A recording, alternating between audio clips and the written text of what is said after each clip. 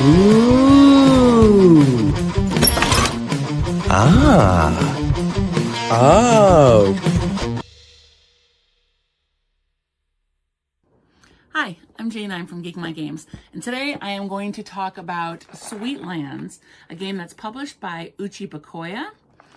And on the Geek rating, I believe it was a 4.13 in heavyweight strategy rating, and I don't feel like it's that bad, especially to learn it. I feel like it's easier to learn than it is to master, probably.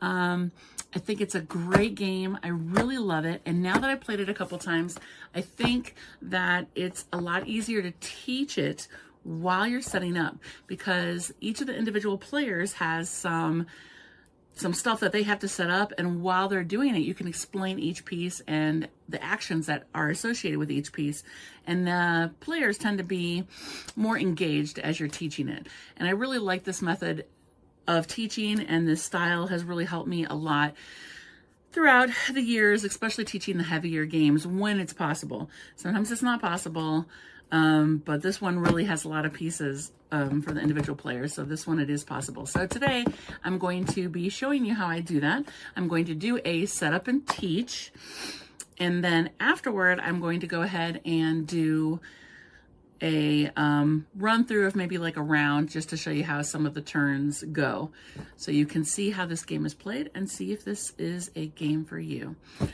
I think it's an amazing game, and I hope you enjoy it. All right, we're gonna do a setup and teach, and hopefully you can see everything pretty easily. This is the main board. You're gonna put it right here in the middle. Everybody's gonna be creating a candy empire with sweets. Okay, you're going to take this little first player token, and we're going to be off and running with the teach. Okay, so in this game there are 5 rounds. 1, 2, 3, 4, 5. This is the round marker token, and we put it right there to denote the different rounds. Once the 5 rounds are up, the game will be over, and we count up the victory points. Person with the most victory points on this track here goes all the way around the board, is the winner. Okay. Everybody is going to get a round flow sheet, and you can hand this out now, and we're going to go ahead and follow it. I'm going to give you a real high level of each of the actions, and then I'm going to go into more detail, okay? But basically, there are 4 phases to a round: the start phase, the income phase, the action phase, and the cleanup phase. Okay, the first thing is the start phase, real easy. At the beginning of each round, you're going to go like this, okay? And that's how you make the marker go to the end. You do this on every single round except for the first one. You skip it in the first round. Then you go to income. Notice it gives you little hints here on how to take your income for your player, okay? And it's in a particular order. You want to make sure you pay attention to that order, because sometimes the beginning information here that you get will affect stuff that happens later on, okay? Then is the big phase. Phase 3 is the action phase, and I'm going to go over all the actions. These square here are the action spaces. They're denoted by these circles on the board, okay? And at this point, you can go ahead and get out the other action tiles that you have. Now, these 2 are used for a 3 and a 4 player game. You don't need these. I'm going to put these back in the box because I'm going to be showing you a 2-player setup game, okay? And teach. So the first thing we're going to do is take out these 4 tiles. You notice if you flip them over, they say 2 and 3 on the back. You can put them in any order. It doesn't make a difference. You just put them face down on these spots right here, and they get flipped over when you get to those rounds. So whenever the marker goes here, you flip the 2s. When you get to the 3s get flipped over. Okay? Those are some extra actions that you'll get later on in the game. Now, with those action spaces, we're going to be putting action tokens on here. For the action tokens, everybody shares them, and you'll again see that I have a little 3D printed tray here. The insert that I have that my husband is printing up actually has 2 of these, so I could put 1 on each end of the table and everybody can reach it, which is really nice. But you can just take little containers or make little piles on your table of each of these items. These are things that everybody is going to share. These circles right here are the action discs. Whenever somebody takes an action, they're going to take one of these action discs and put it on the leftmost space that is not occupied on each of those. Okay, if it's occupied, then you go to the next one, and if 2 of them are occupied, you put it on the 3rd one. Every time you place an action disc, you're going to have to pay a card. If you are on the 1st space, you pay 1 card. If you're on the 2nd space, you pay 2 cards, and if you're on the 3rd space, you have to pay 3 cards.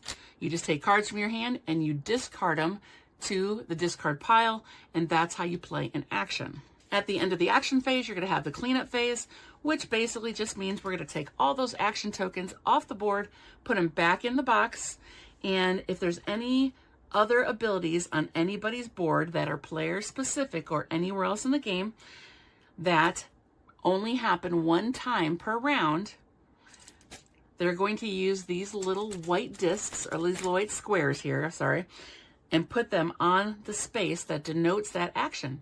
So during the cleanup phase, all you have to do is take it off for the next round. That way nobody gets confused and they make sure that they only use that special action only once per round. Okay?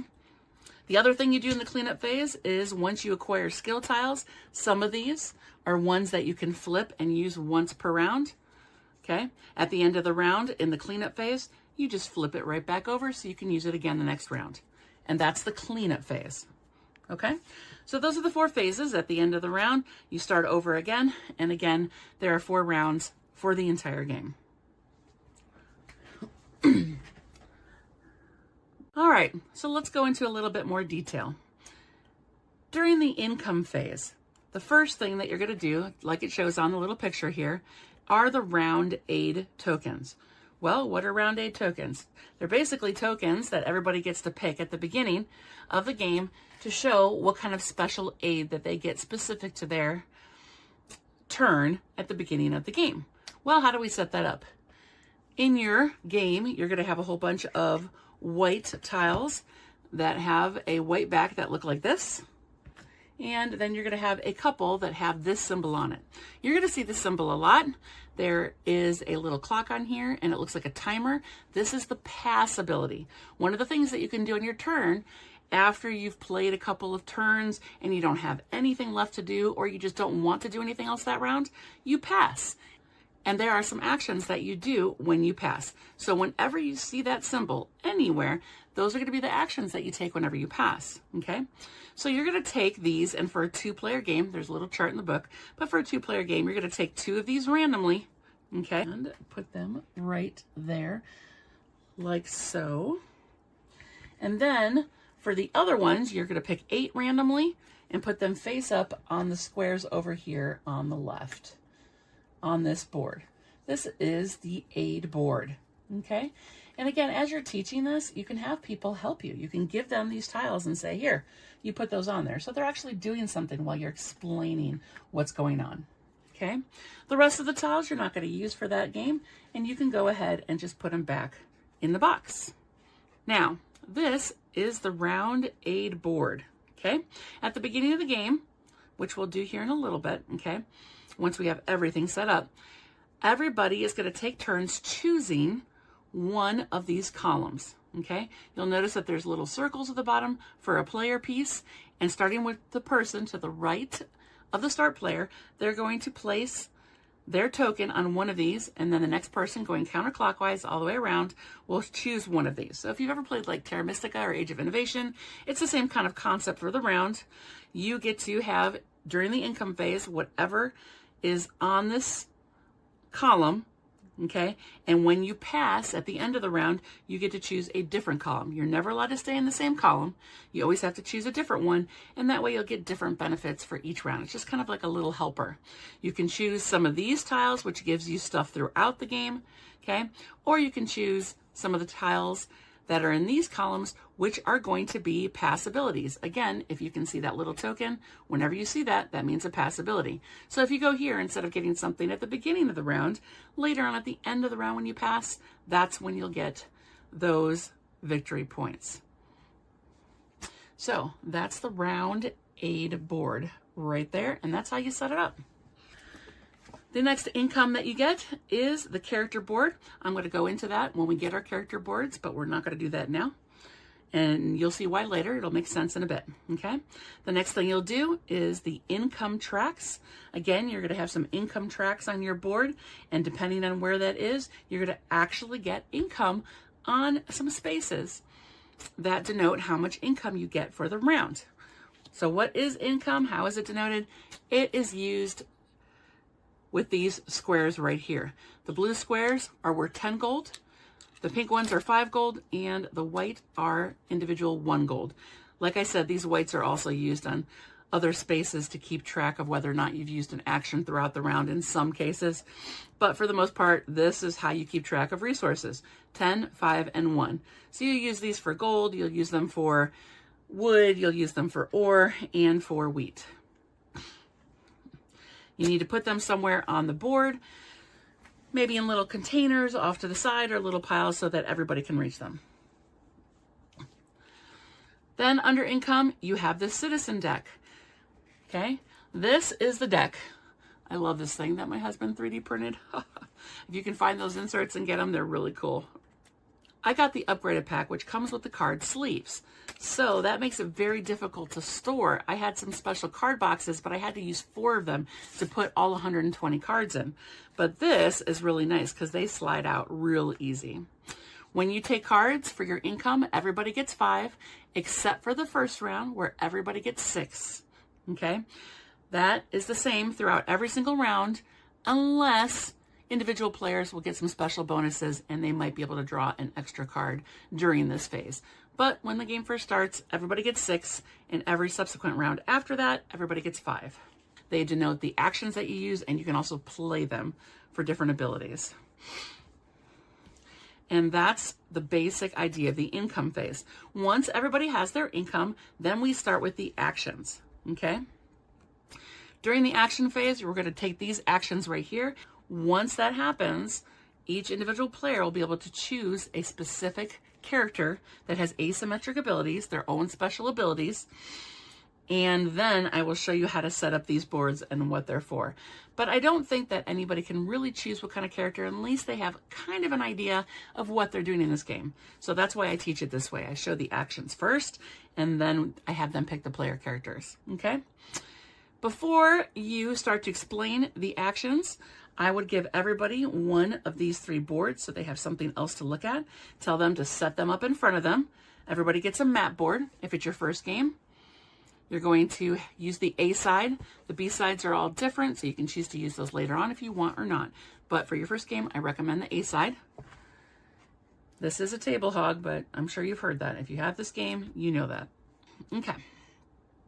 This is called your industry board, okay?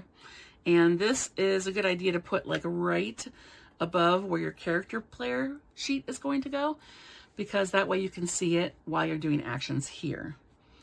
So we'll put that right there, okay? And this is where your character, your individual character sheet's gonna go. I thought like this is really cool. You're gonna punch out all of these things, and then later on when we choose our character, it goes right in here, and this goes on top, so it can hold all the little pieces and your resources very easily. All right, so now we're gonna talk about the actions. On your turn, when you wanna take an action, like I said earlier, you're gonna have to pay a card depending on what space that you're on, okay? Again, the first one takes 1 card, 2 cards, and 3 cards, and then you just discard them to the discard pile, okay? One important rule to note as you're playing the game is that you always have to end the round with 1 card. Of course, like any good Euro, there's an exception to everything, but generally the rule is you always have to have 1 at the end of the game. So when you get down to 1 card in your hand, you're gonna have to pass because you cannot play any more actions. You need to have 1 in your hand. Let's go over some of these basic actions. All right, the first one here says you can pay 2 diamonds to go up on the prosperity track. Well, diamonds, what are diamonds? They are not on your player board. Instead, they are a separate resource that goes on the table for everyone to get. So again, maybe another container, and these are what the diamonds look like right here, and everybody needs to have access to those to be able to grab those at any time. Okay, so you pay 2 to go up on the prosperity track. What is the prosperity track? Well, these are the prosperity tracks, okay? Everything in this game is pretty much denoted by 3 colors. You've got orange, green, and gray, okay? Orange is agricultural, green is forest, and gray is mining. And you can see that everywhere, like on the map, the spaces, and you'll see it on your player sheet as well. So these are all different things that you can do throughout the game, and the prosperity track is like a multiplier. So you're going to have tokens right here that we're going to put on here that are going to move your way up. And as you go up on these tracks, later on toward the end of the game, depending on where you land at the end of the game, you'll get points as a multiplier for those prosperity tracks, okay? So for just an example, and again, I'll go through all this later, but for this first track, notice it has a little picture of, it looks like a tile with a question mark. Those denote tiles. Whenever you see that symbol, it means tiles. And the back of the rule book is really nice. It has this really nice little cheat sheet that you could print up. I'm probably going to do it myself for each player, because the first time that you play the game, it's really good to be able to see all the different little icons. But again, it's actually pretty intuitive. By the end of the game, you're going to know most of these. I promise you. So if you don't move on this track, you're not going to get any points at all for your tiles that you build. You're going to be building tiles on this map. If you start to move it up and you're in this space here, you're going to get 1 point for every 3 tiles that you have built. If you get past this line and move it up even farther, you'll get a point for every 2 tiles that you build. And if you get to the very end, you will get 1 point for every tile that you built. And notice you have to pay a diamond too to cross that line. And if you're the first person to get across that line, you get to have one of these really cool bonuses. So when you see this icon that looks like a little crown with a heart underneath it, that means the prosperity tracks. Sometimes that heart is one color. If you ever see that throughout the game, like it's just green, that means you have to move up on one of these 2 green tracks only. But if it has the stripes of all 3 colors, like this one does, it means you can choose to move up on the track on whichever one you want. And if you have a couple of movement points, you can split it between 2 different tracks. Okay, so the next action, this one is an action disc. This allows you to take an action disc from the supply and put it in front of you on your player sheet. And then later on, if you decide to use this and put it out here on the board, you can then reduce your hand size to 0. And that's like the only exception to going down to 0 cards in your hand at the end of each round. Otherwise, you always have to have 1 card. But that's what the action token does. If you go here, you just get to take a 1 diamond, okay? This one here is the draw 2 card symbol. And this one has you take 6 straight gold just to add it to your supply. The next row of actions that we're going to do across here is you have to pay 6 wheat and you get to build 3 tiles right over here.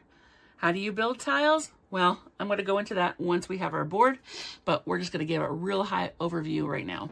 This is 6 wood to build 3 roads. That's the road symbol. And what are the roads? That's also in your general supply. So these are what the little roads look like. They look like little bridges. And again, you want to put them in a container or somewhere on the table that everybody can reach them. Okay. All right. This one right here says you can pay 8 wheat and 8 wood. And then you can build 3 tiles and 3 roads. This one, you can pay 4 wheat and go up on the cookie track. Okay, or the food track actually is that. See, I think that looks like a cookie, but I think it's actually bread. So it goes up on the food track, okay? What is your food track? Well, it's part of your industry board right here. So now we're gonna start having people do some work while they sit here and listen to you. So these are your player pieces, right? Part of your player pieces that everybody should start the game with is a little croissant. And you're gonna take it and put it on the 0 of the food track. How do you know? Well, it's got that same little symbol that, like I said, looks like a cookie, but it's actually a slice of bread, I think. Same one right here. So whenever you see that, that's what that means. It's talking about this track that you have right here. And notice this one says 2. So for 4 wheat, you can go up 2 spaces, like so, forth, and so on, just like that, okay? Now, while you're setting up this, everybody also has part of their player package here, 2 little tiny squares. And let's go ahead and look at those squares. If you look at those two little tokens, they exactly match two spots that are outlined here on your food track. So you're just going to cover them just like this.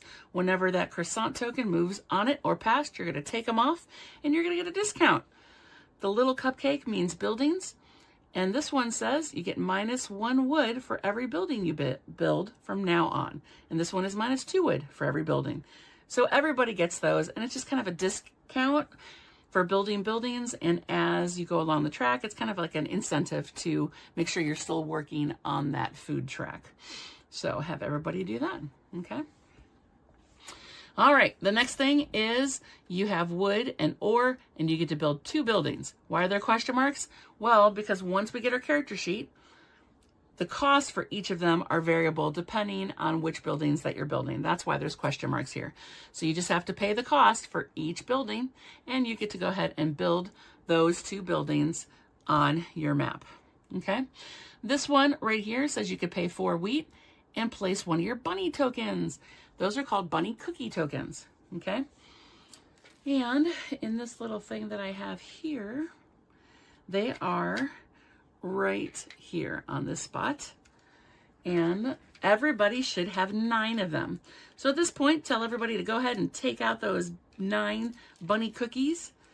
And right above the food track here are 9 spaces. So you're going to tell everybody to put those bunnies on those 9 spaces.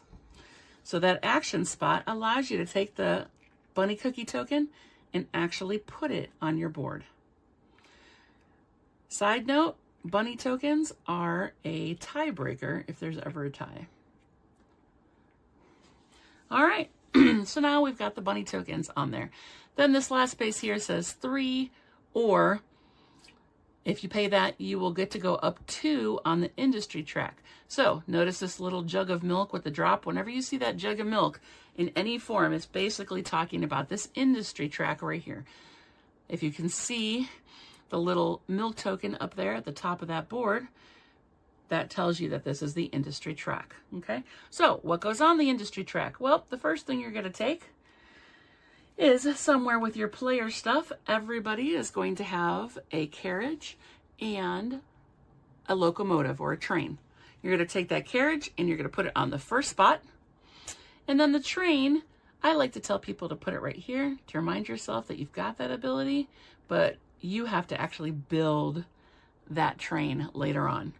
As soon as this carriage gets up or past this space right here with the train on it, then you can put the train on the track, and then they're both going to continue to move forward. Okay, so those go on the industry track right there. Also on the industry track is one type of building, okay? The milk cartons. You'll hear me here use the word property tokens and buildings interchangeably. These things that you build on your map are all buildings that go on the tiles, okay? But the rules refer to them as property tokens, okay?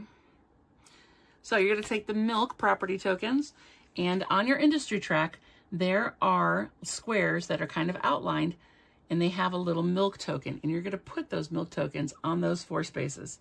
So one goes there, and have all your players do this on their board. One goes there, and one goes there. Those carriages and trains cannot go past any spot that has that milk token, so you're going to have to build to get that carriage farther up on your track, okay?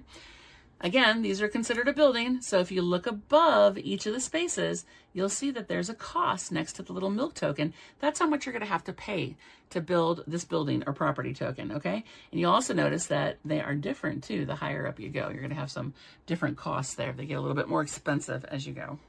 Okay, so those are the basic actions. Now, the only other thing that I would go over before I hand out and start talking about the individual player boards are the end game stuff, okay? Up here, you have something called free actions. And this table allows you to do these free actions at any time as much as you want. You can do them over and over again before you take an actual real action, okay? And I'll go over those real quick. This one allows you to discard a card and pay any 3 resources and then you can either build a tile or a road, okay? This one says you could pay 15 gold and draw a card. This one is pay 4 gold and draw a resource. This one right here at the top right is called the Milestone tokens. And what are Milestone tokens? Well, I have them right here. There are several, and you're gonna pick them randomly, okay? And they are two-sided, and they're different. So you can just mix them up however you want, and you're going to choose 5 of these and place them next to the board. What are milestone tokens? They are conditions that as soon as you meet that condition on your turn, you take this token, and it is worth 10 points at the end of the game. So it's just another way to get victory points at the end of the game. Some of them are like building certain tiles, some are getting up on tracks, some are acquiring things. But that's all that a milestone token is, and you can do it as soon as you meet that condition on your turn. So you just pick 5 randomly, and we're gonna put them, I don't know where I'm gonna put them right now, but you put them off to the side next to the board so everybody can view them, okay? That's what the milestone is. This action, this free action, allows you to trade 1 resource for 1 gold, if you need gold. This is give 3 of any resource and get 1 of a specific one that you need. Or you can turn in 1 of those action discs that you have in front of you, or discard a card to get any 2 resource tokens. And I use this one a lot. I turn in a card, especially toward the end of the game when I'm just like really needing those resources to get any of the 2 resources that I want. And those action discs that you get from this action up here, you can have as many as you want in here. And for a 2-player game, you're only going to be able to get 1 per round because they go away at the end of the round. But in the 3- and 4-player game, you have another tile or 2 that you put next to the board, and they allow you to copy other people's actions. So there is a possibility of getting more action discs if you want, but I would make sure I spend those by the end of the game. But those are all free actions. So I could conceivably on my turn trade in 3 wheat for 3 gold, and then use that 3 gold to play a card, which is an action, okay? Now this last one is a special property token, okay? And it's gonna be on your board here. It's called the Ice Cream Watchtower property token, or building. It's a type of building, okay? And it is free as soon as you meet all the requirements needed to play it. And everybody's is going to be different based on character ability, which we will go into. So those are the free actions. And the only other thing that I would do is you also have end game points. So there's 4 tiles here for end game points. You mix them up and you just choose 2 of them randomly, and you're going to put them next to the board, okay? And the other 2 will go back in the box. And what these are going to do is give the person in first place and second place points based on the conditions that are on the tile. So it's more points and something else you can shoot for to get points by the end of the game. Now there's a number in the bottom right hand corner of these tiles. This is what we like to affectionately call here Invisible Bob in our household. Invisible Bob has this number right here. And if he beats you, then he gets to take the points from you. Now, there isn't actually a token where you keep track of those points. It's just a way to put another number in there so you have a number to beat. So, for example, this one right here says, however many automated cards you have tucked under your board, okay? Whoever has the most of those gets 15 points, first place. Second place would get 7 points. Invisible Bob has 4 of those, okay? So, if player 1 had 8 tucked cards and player 2 had 3 tucked cards, first place would go to the first player, second place would go to Bob, and the other player would not get anything because Bob had more tucked cards than he did, okay? If more than one person ties for first place, they both get 15 and no one gets second place, okay? If more than one person ties for second place, then they all get the 7 points. All right, and you're going to take 2 of those, put them next to the board to remind people that that is something else that they're trying to shoot for. Okay, now we've got the basic gist of the game. You understand what all the boards are. Now it's time to go into even more detail and have everybody pick their character. All right, this is what a character sheet looks like. Okay, there are 8 of these, and they are double-sided with lots and lots of characters on them, okay? things to pay attention to when you are looking at the character sheets is this area right over here and this area over here, okay? So what's going to happen is that you are now at this point going to pick a starting player. It has like whoever had the last suite or made a suite or something like that in the rules, but we usually use the app called Chwazi. You can use it, you can pick your starting player however you want, but you need to have a starting player, okay? Whoever is the starting player gets this lovely little coffee token and puts it next to their board to denote that. And then the person to the right of the starting player and going clockwise all the way around the table gets to look at the character sheets and pick one, and then they pass it to the right until everybody gets to have a character sheet, okay? Then the character is taken and everybody puts it right here, and then we start to explain some of the stuff. Now, while it's going around the table, people are going to have a basic idea of how to play the game, but they will have some specific questions about these. And this is what I tell them as they start to look at these, okay? This section down here is the most important. This gives you a lot of information about your person, okay? Now, when you put this character sheet in this board right here, you'll notice that you have two sections for resources, okay? This is called an income track, and this is your current income. Okay, so when you buy something, whether it's a building or road or whatever, you're going to use the cubes that you have on these spaces right here.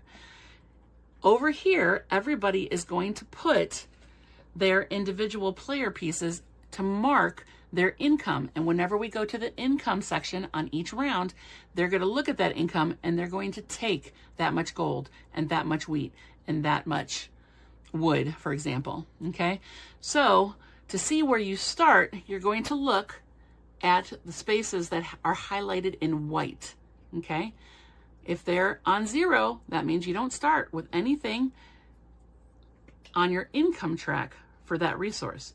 Now, you still might get some at the beginning of the game, but you're not going to get it through each income phase unless you do something to move that little tracker up, okay? So wood would be 0, right? But if you look at gold, it's on a 10 and a 3, so that person would get 13 gold each round, unless they move it up, and of course then they'll get more. But that's basically the difference between this and this. So that's one thing to consider, is how much you have on your income track, but it's not everything, okay?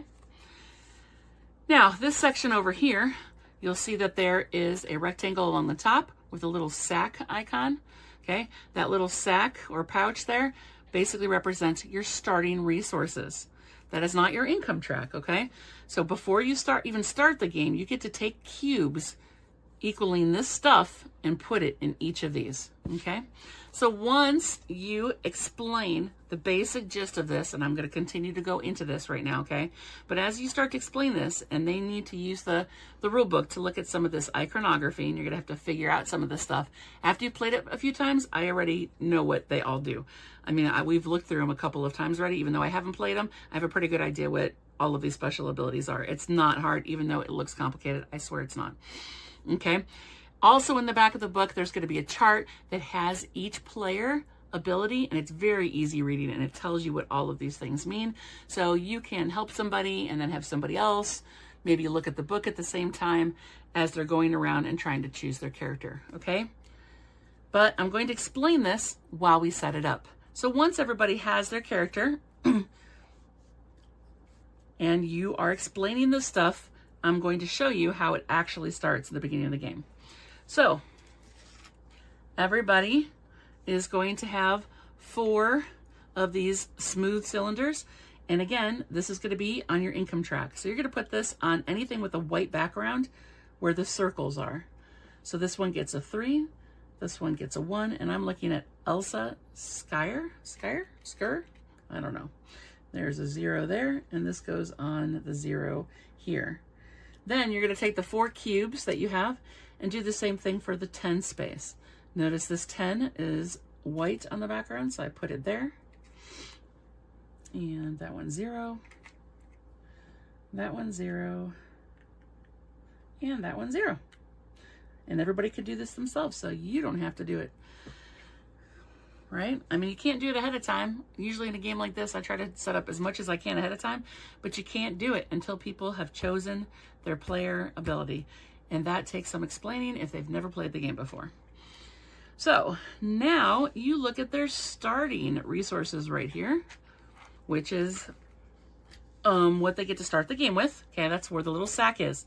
Notice Elsa gets to start with 5 gold. So again, we're going to use these squares here. Pink is 5, so I'm going to put 5 right there. This is what you're going to be spending in these little spots. Okay, so we got 8 wheat.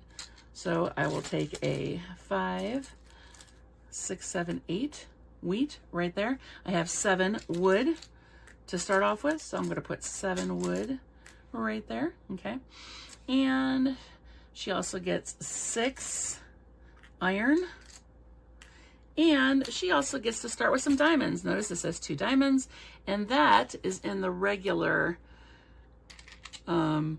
supply for everybody. So these are the diamonds.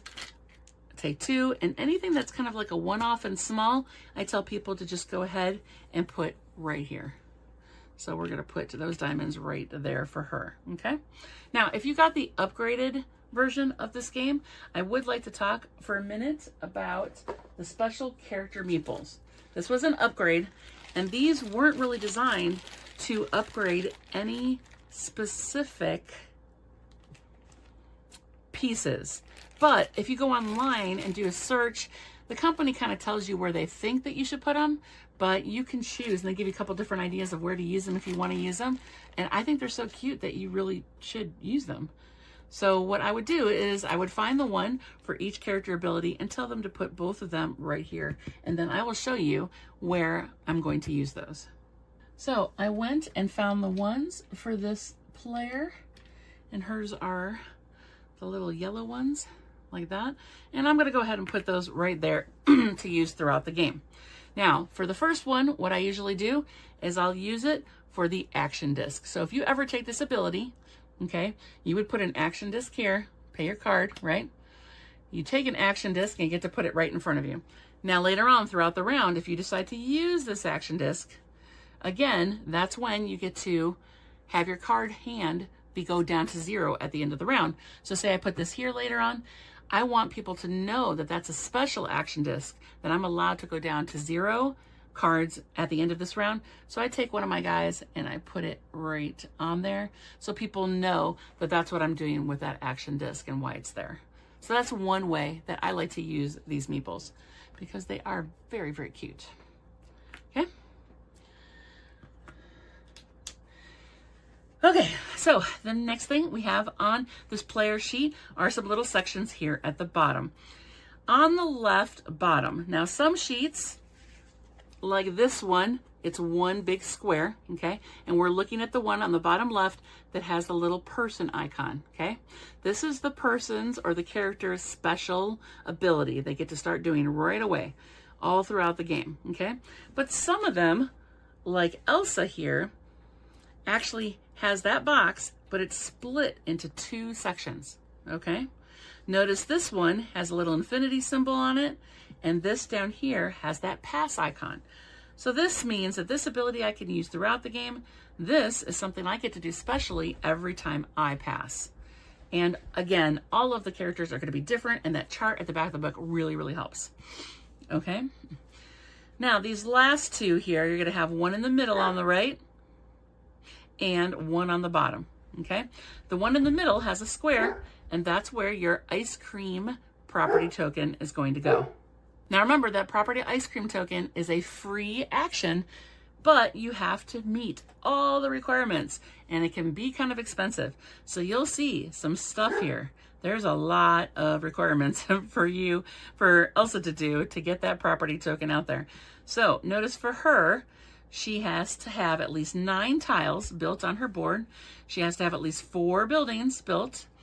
She has to have played at least 5 cards, and that's either next to her board or underneath, because that little token right there has an arrow that kind of goes curving to the side, okay? If it has a curving arrow, it just means played cards anywhere. So either next to your board or underneath your board, okay? But if it has an arrow that goes straight up and down, that means automated cards, okay? And those would have to be directly underneath.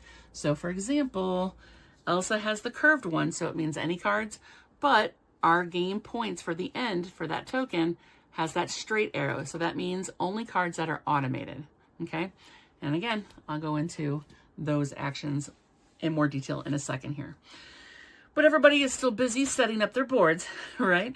So we've got this little property token, and we've got these options down here. And that last little symbol, this is something that everybody has, is the little star. It's called the wonder icon. And you're going to see it at different spots around your board. You're going to see it maybe on one of these spaces here where your buildings are going to go, okay? Or you might see it on some of the tracks, okay?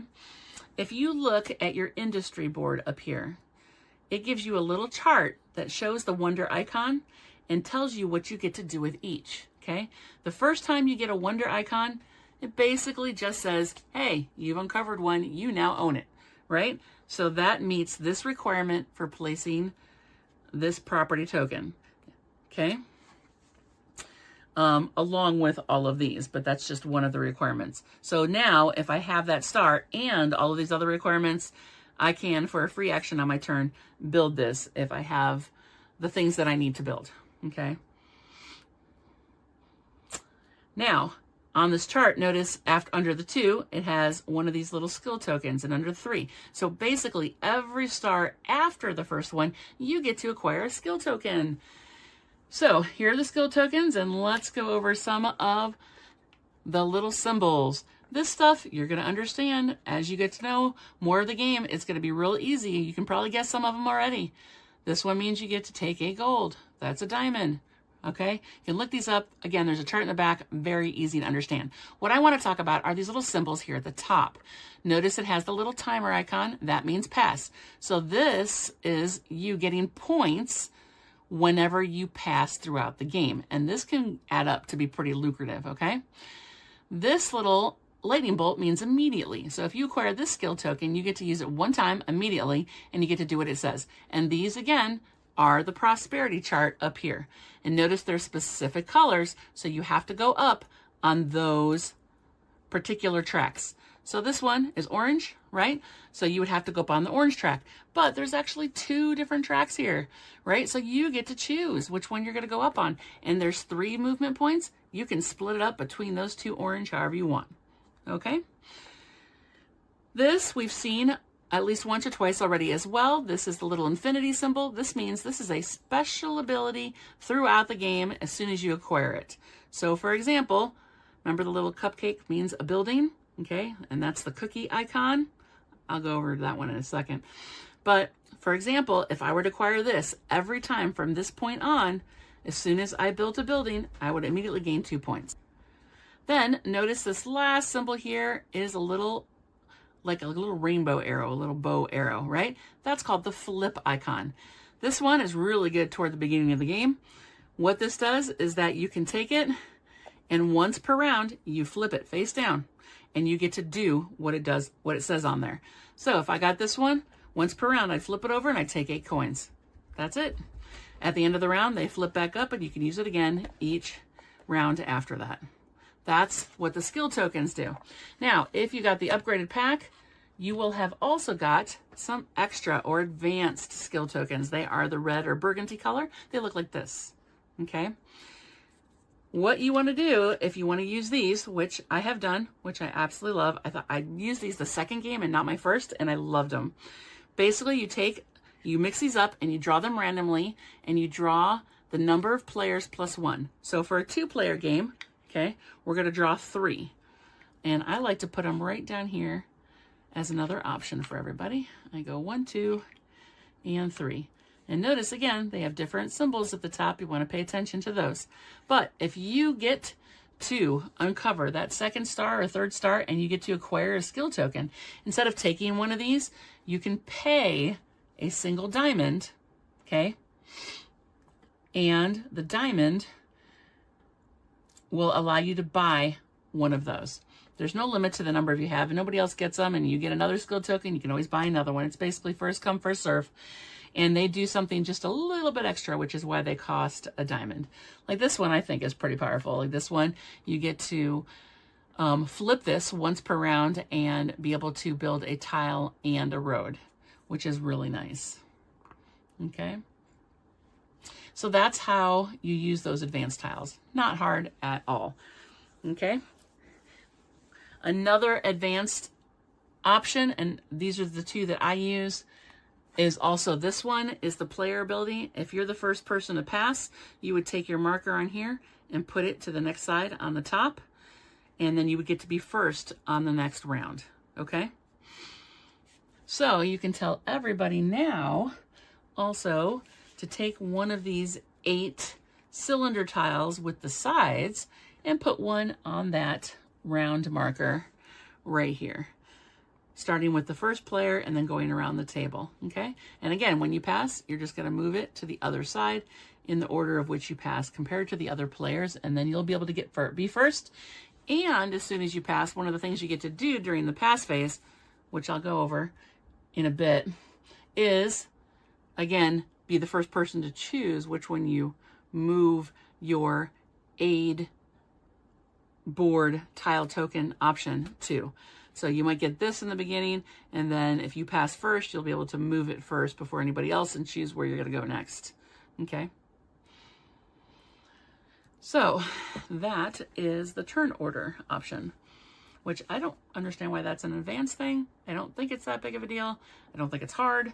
And I really like that idea. And it's an easy way to keep track of like whose turn it is, because later on, depending on who passes, it's not going to just be going around the table. And maybe that's why it's advanced, because sometimes you're not in order and that can get confusing if you're not paying attention, but I don't think it's that hard. All right, so back to here. Those are the requirements. The wonder icon is, that's how you play your property token.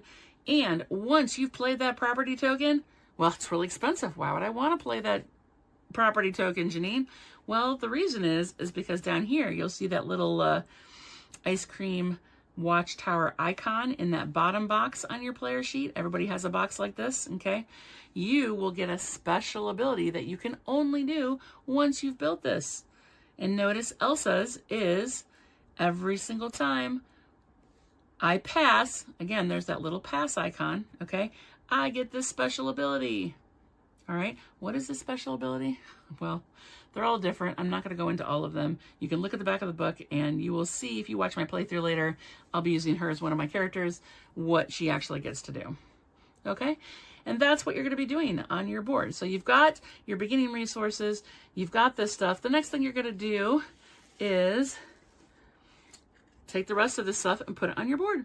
You have some more of these cylinders with the sides. You're going to take 6 of them and put 1 on each of the prosperity tracks here. So you'll have a way to go up throughout the game. Again, this is a multiplier, so it's a good idea to keep track of those. So now you have 1 left over, okay? And what's going to be done with this? Again, starting with the person to the right of the start player and going counterclockwise around the table, everybody gets to choose a round aid tile that they want to have for that first round. Okay? In the beginning of the game, you usually don't do the points. In the beginning, you want some of the stuff that's going to help you throughout the game. Okay? And that person gets to choose first where they put it. So say this guy goes here, and the second player would have to choose one of the other options that you have there. Okay? And notice some of them have a little clock with a square. Well, what's that symbol? That means income. You're going to see that one a lot. Anytime you see that picture or icon, you're going to be able to use that or utilize it or get it during the income phase. Okay? And again, this is the infinity symbol. This means you can do it throughout the entire round. So if he decided to go there, during the income phase, he would immediately get to build a road. And throughout the rest of the round, whenever he decided to automate a card, it would cost -1 diamond. Okay? This is moving up on the industry track. This is moving up on your income track. And actually, I will show you those right now. Let's see if there is. Okay. So that's what the round aid does, but let me show you. Here's an example. These are 2 round aids that could come up too. Notice one says 2 gold and one says 6 gold. So what's the difference? The one that has a square around it is your income track. That's very different than just getting gold. Okay? And again, this is where the order of how you take your income is important, because if you were to take that, it goes up on your income, and then during the income phase, you actually get to take your income, so you would get more gold. Okay, so this one would allow you to only go up 2 spaces on your income track, and that's it. This one actually gets you 6 gold, so you would take the cubes and put them in this spot right here to spend. So that's the difference between those 2 icons. All right, what else are people going to start setting up? Well, we have coffee property tokens. There are 3 coffee buildings. Down here, these spaces are called where industry bonuses, and you're going to put 1 on the leftmost spot of each space. And again, you tell your players to do their own. Then we have brownie houses, and we're going to put the brownie houses right there.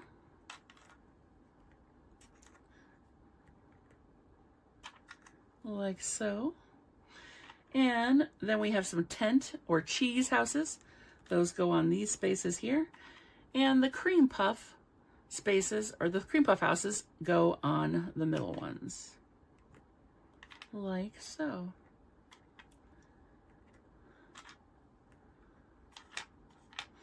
So once everybody is done filling up their entire board, you can tell them, notice that as you build your buildings underneath, you're going to get a bonus immediately. So those are things to work toward as well. So for example, if somebody wants 2 diamonds for whatever reason, you could say, hey, look at your board. If you build your brownie house, your first one here, because you always build from the bottom up, you would immediately get 2 diamonds. So that's something to keep in mind. As you get on tracks, you get more stuff as you progress on them. Uncovering buildings, just a lot of different ways. Sometimes when you play cards, all different ways.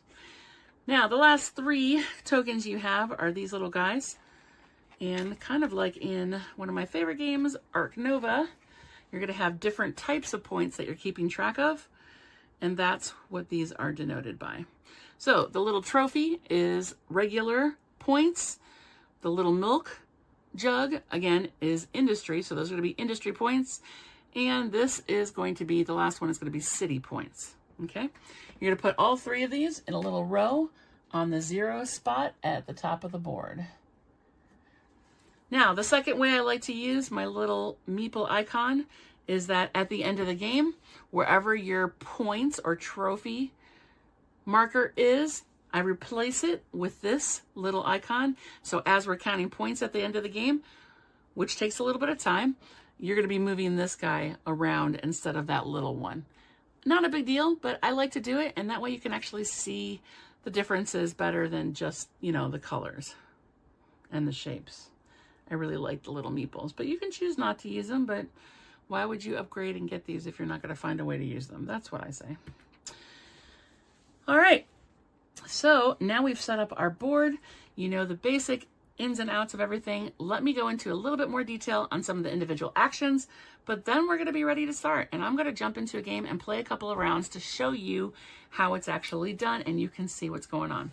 Now, I have these right here on this insert that my husband is, creating for me. So each individual player can get some of these tiles. However, in the rules, it says just make a pile or a stack of each one on the board so everybody can reach it. It's a bank. They're all the same on the other side. Each color has its same iconography on each side. So, I mean, you can just put like a couple of bowls on the table so everybody can reach them, however you want to do it. But this is going to be, these tiles are going to be something that everybody's going to need to have access to. Okay. All right. So how do we get our points, and what are we actually going to be doing with this board, huh? Well, the first thing you're going to do is you're going to build tiles. So this option, like I had gone over earlier, if you pay 6 wheat in that round, you can build 3 tiles. How do you build tiles? Well, first of all, the colors need to match, okay? So gray goes on gray, green goes on green. This, the orange are agricultural, and those have to go on that, okay? You would take 3 tiles, and you would build them and place them on your board face down. You have to build off of these 2 buildings at the bottom of your board. Those are called capital buildings. So your first tiles are going to be somewhere here. After you build after that, you can go off and do any other building that you want. Okay, so I'm going to move these over and put this down so I don't have to hold this up, and you can actually see some of the stuff that I'm going to be doing here. All right, so I'm going to put him back later, but right now, this is what our mat looks like, okay? So if I were to take this action right here, I would take, let's say I wanted to start with green. I would put a tile just like that down, face down. And now I could put more here, or I could build off of that. Say I just wanted to do some green, or say I really wanted to go up on that industry track, at least one space. I could do 2 greens like that and a gray. As soon as you cover any picture on the board, that's a bonus, and you get that bonus. So that's the industry track, and going up once on your industry track. That's your little carriage moving up one space, okay? Now, when you move up on the industry track, any space that has a yellow outline on it, the carriage will automatically get that option. If they're green, the background is green, then you do not get that bonus unless you have the train that's working its way up. The carriage still stops on those spaces, you just don't get anything for those, okay? And remember again, the carriage or the train can't go past any milk buildings. So those milk buildings are gonna have to be built for you to get any farther on the track, okay? So say I did that, okay? And that would be my turn. I just built 3 tiles, and that's all you need to know, really. This is going up on the industry track. Like I said, this symbol right here, I haven't really talked about that yet. I will be doing that in a bit, is the industry bonus. That industry bonus is at the bottom of your board right here. So if you have that color, like say I decided to do the green instead of this color right here, I did green. I cover that. I get to look at the green section, and I get to take this bonus right here, okay? This will give me 4 gold coins. Now, I'm going to go over cards in a bit and how to automate them and stick them under each section here. If you have cards under here, you also get to take those abilities too. So it's kind of like a little bit of an engine builder here. Every time you take that industry bonus, you get to do this and any card ability that you have tucked, okay? That's what those are. And notice they are color coded unless they have all 3 colors on them. That one's orange, that one's green, that one's gray, okay? This one allows you to build a road immediately. This is taking gold. This is going up on the prosperity track. Again, the iconography in the back of the book is very good. This right here, if you actually make it up to the top here, like close to that spot, you can choose to build on that space, and that would be a white tile. Now, there are 6 white tiles, and I just keep them next to the board. These are special tiles. Once you know the iconography, it's really easy to see. They have it right on there, and they just give you special stuff. Again, these would go face down. You do not get that bonus right away, okay? The only time you get a bonus right away is if you cover something that has a bonus, okay? But when this does get flipped up, you would get that bonus. And there's a chart at the back of the book, but they're pretty easy. Like for example, this one says you get 5 gold coins and you get to move up 7 on the income gold track. Okay. So you want to keep those somewhere close to the board. Everybody's going to be able to build 1 if they make it up there, if they choose to. All right. This one allows you to place a tile immediately. You always have to build off the capital buildings or off of tiles you've already built, okay? Except for Elsa. Why? Because Elsa has a special ability, and she doesn't have to build. She can build she can place those tiles anywhere she wants on the board, okay? Now she's not gonna get those bonuses until she flips the tiles, which I'm gonna go into here in a second, but she can actually place them anywhere on the board, okay? That's building a tile. So then we have the road action up here. 6 wood for 3 roads. These are the roads. You would take your roads and you have to start off of the Capitol buildings and you would put them on the side of each one. So you could put it here, but that doesn't really make a lot of sense to do that unless you want that action or that ability.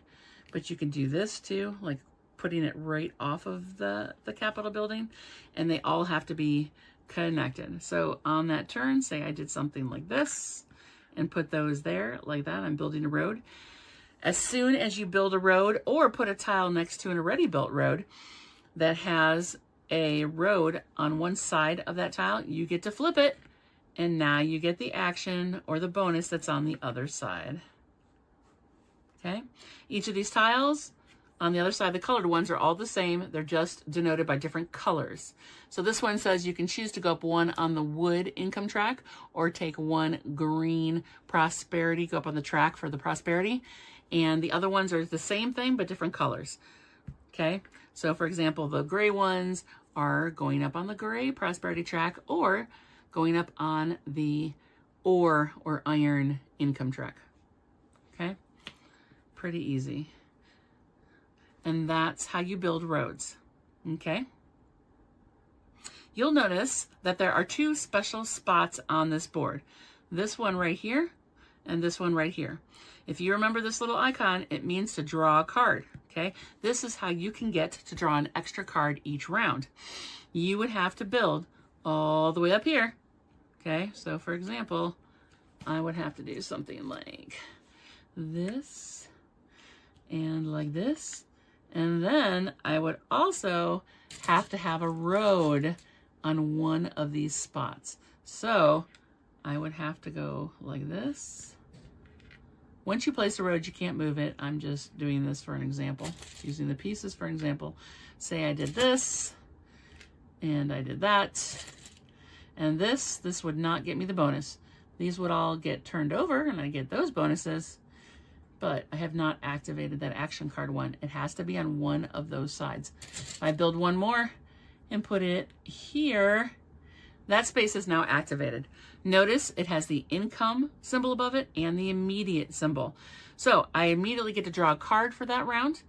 And every time I draw income from that point forward, I get to draw one extra card. So I would draw 6 each round instead of 5. And there's one over here too. I have not seen anybody get to both yet. It's kind of hard to get to all over your map, but you can get to at least one pretty well if you make a point to do it. And cards are actions, so they are important, whether or not you want to even play them.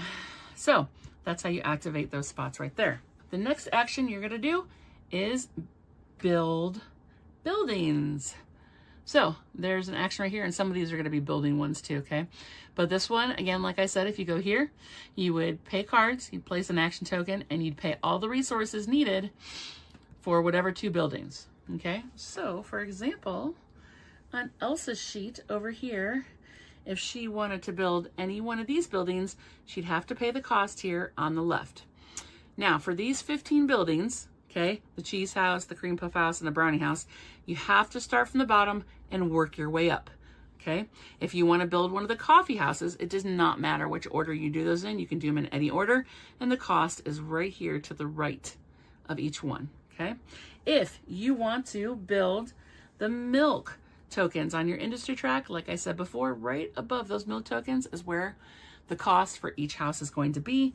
And again, your little ice cream one is going to be free, but you have to make sure you meet all the requirements first. Okay? When you build a house, you would take it and you'd find a spot to put it. It has to be on a turned up tile that doesn't already have a house. Okay? So I could not put it on here or here.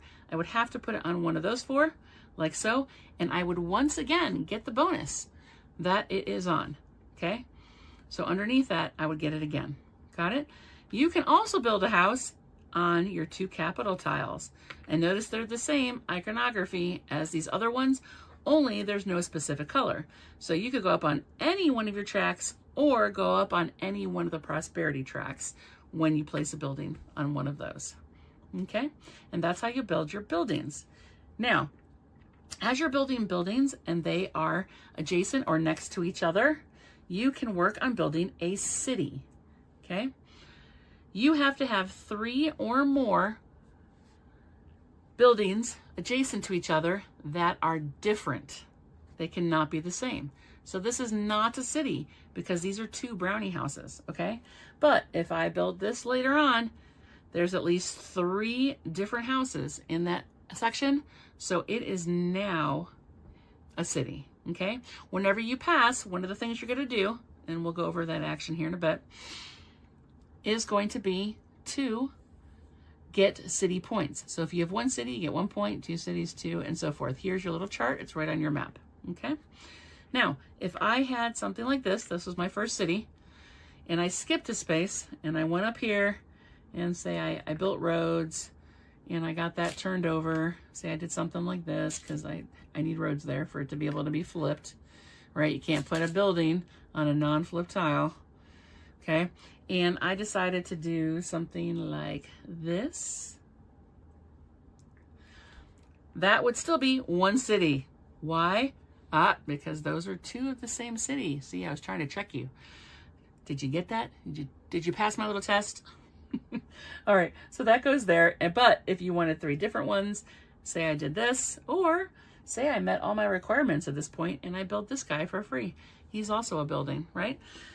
There is at least one space in between these 2 cities, so I now have 2 cities. That would be 2 city points every time I pass. You would take your city token, the one with the little city icon on it, and you would move it up that many points.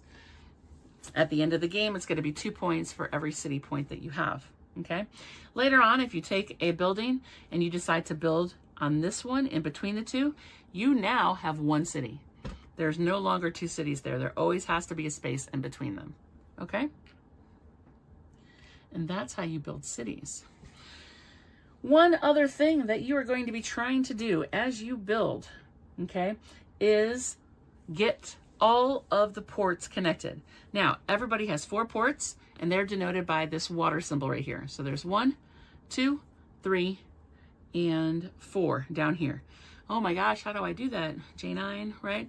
Well, you don't have to build buildings on them, and you don't even have to flip them. You only have to have tiles. So it is possible. In most of my games, I tend to be able to do all of those. Now, you have a chart at the top, and notice this is much bigger point difference than the cities. So you can focus on cities if you want to, but I would try and focus on this first, especially if it's your first game, because if you don't get any of those ports connected, you are going to be minus 40 points. That's huge. So you really have to work on building, okay? And again, it only has to be tiles. So if I were to go like this, and like this, and make it all the way to the end, and notice I am color coding these, I'm getting the right color. This is now connected. They have to be connected to a capital building, okay? Each one. So I can make this a line from here to here, and it would still be considered connected because it would have a path that it could reach all the way to a capital building. Okay, but it's not being connected to each other, it's being connected to the capital. But you're going off of the capital in the beginning, so you're going to be building off of that anyway. So right now, this would say that I have 1 built. So that would be minus 20 points for me at the end of the game. Okay, and again, when you're connecting those, it only has to be tiles. They don't have to be flipped, no buildings, any of that, okay? So say this is what I had on my board. The next action that I want to talk about is the bunny one. You pay 4 wheat to put a bunny token down. You have this industry board and you're trying to place the bunnies too.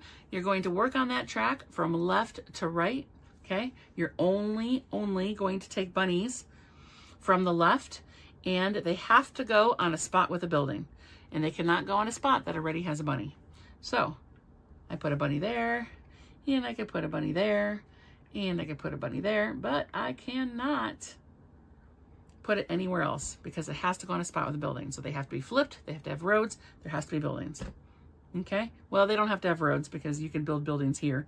So you can place at least 2 bunnies without building roads, you know, because these can just go right on there. You don't put tiles on the Capitol buildings. You just build off of them. However, for the rest of them, that's what you have to do, okay? Now, I'm going to show you this industry track one more time because it's important to note that those bunnies cannot be built unless the food token is directly below or at least to the right of those tokens. So in this case, I would not have been able to build those bunnies. Even if I had those buildings on my map, I could not do it. I would have to make sure that I went up on that food track and I got to at least this spot, and then I could build 1, okay? But you have to get to each one to be able to build them, okay?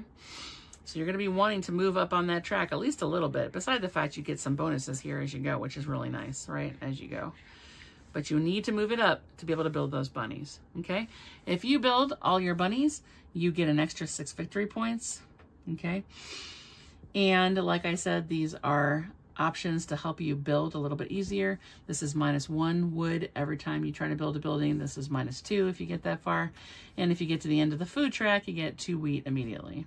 All the tracks really give you stuff as you go along. And like I said, the iconography gets really easy by the end of the game. You'll get to know all of it, or almost all of it, okay? And that's how you build bunnies. And how do you go up on the food track again? Well, wherever you see the symbol. This is the main one, you know, an action to do it. But there's other tracks, you can build buildings. There's a lot of other ways to get yourself up on that food truck. All right, we are almost done.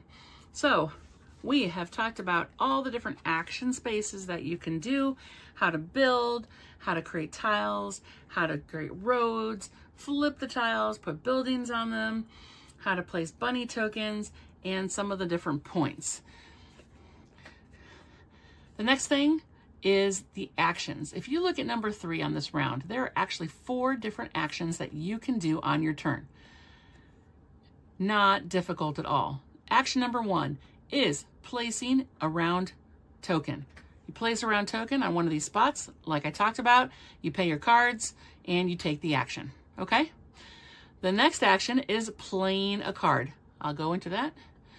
The next one is flipping one of your skill tiles. So if you have a skill tile in front of you that has a flip token on it, once per round you can flip it over and do whatever it has on there. At the end of each round, it gets flipped back up. Okay? That is an action. And then if you don't want to do anything anymore, or you can't do anything, there's that little pass symbol again. You can pass. Now, if you're going to pass, you're going to do everything on your board and everywhere else that has that pass option on it. And it gives you a little cheat sheet right here. See, again, there's a pass token. So the first thing you'll do whenever you pass is you're going to look at your character board. Do you have any pass icons here? Well, right now I don't, but later on when I build this, I'll be able to get points when I pass. Okay. The next one says city points. You look to see if you have any cities built.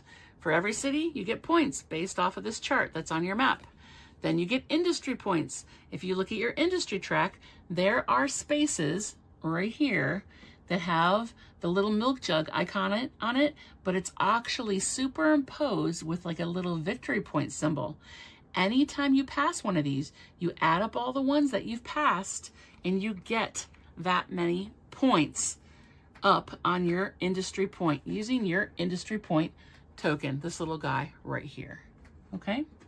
So if I had this off, remember, you can't go past the milk cartons until you build them, and say I went here, right? I would get 1, 2 industry points at the end of the round, okay? And later on, as you build this guy too, if you have him and he goes past them, you add them all up. So it would be 1, 2 for him, and this guy went past 1, so that would be a total of 3 industry points, okay? That actually isn't possible because I would have had to have built all of these and gotten this guy up here to be able to get that locomotive. So actually it'd be something more like this. I would get 1, 2, 3, 4 for the carriage, and I would get 1 for this guy. So it would be a total of 5 industry points, for example. But that's how you get industry points, and you do that when you pass as well. You take those points every time you pass. Okay, and then you look at the pass aid tiles. You go back to the round aid markers over here, and some of them have that pass ability on it, like this. And if you chose one of those, you look at the back of the book, because I'm not going to go over every single little tile in the game, but whenever you see that symbol right there, okay, and if you're in that column, if that's the column you chose, you get to take those points at the end of the game, or at the end of the round, whenever you pass, okay? Then you have skill tiles, okay? Some of these skill tiles also have the pass token on it, and you get those points whenever you pass. And then you have citizen cards, which also, some of those also have pass abilities on it, and you get to do that, okay? And that's what you do when you pass. Last option here that I have not talked about yet are playing cards. I do this one last because it's better to know all the other stuff. So we are going to look at some of these cards, and there are basically two different types of cards, okay? There are ones with a pink border, and they have, again, that pass icon on it, okay? These are called pass cards. If you play one of these, okay, on your turn, instead of doing an action or one of the other three things, okay, you can choose to play a card. That's an action. You would pay the cost at the top, okay? This one is 18 coins plus some discounts here. You pay it, and the pass card goes next to your board. Pass cards cannot be automated. You cannot put them underneath your board, okay? That's one type of card here. You'll also see the name of the card. They've got some fun names on there. And what you actually get, how many points you get for different things when you pass, okay? So there are other things you can work toward for getting points. And it has this row of icons down here, and these are called sweets tags, okay? All the cards have them. Notice there's different pictures down here. They'll have at least one. Sometimes they have more that are highlighted. And as soon as you play those cards, you get that tag.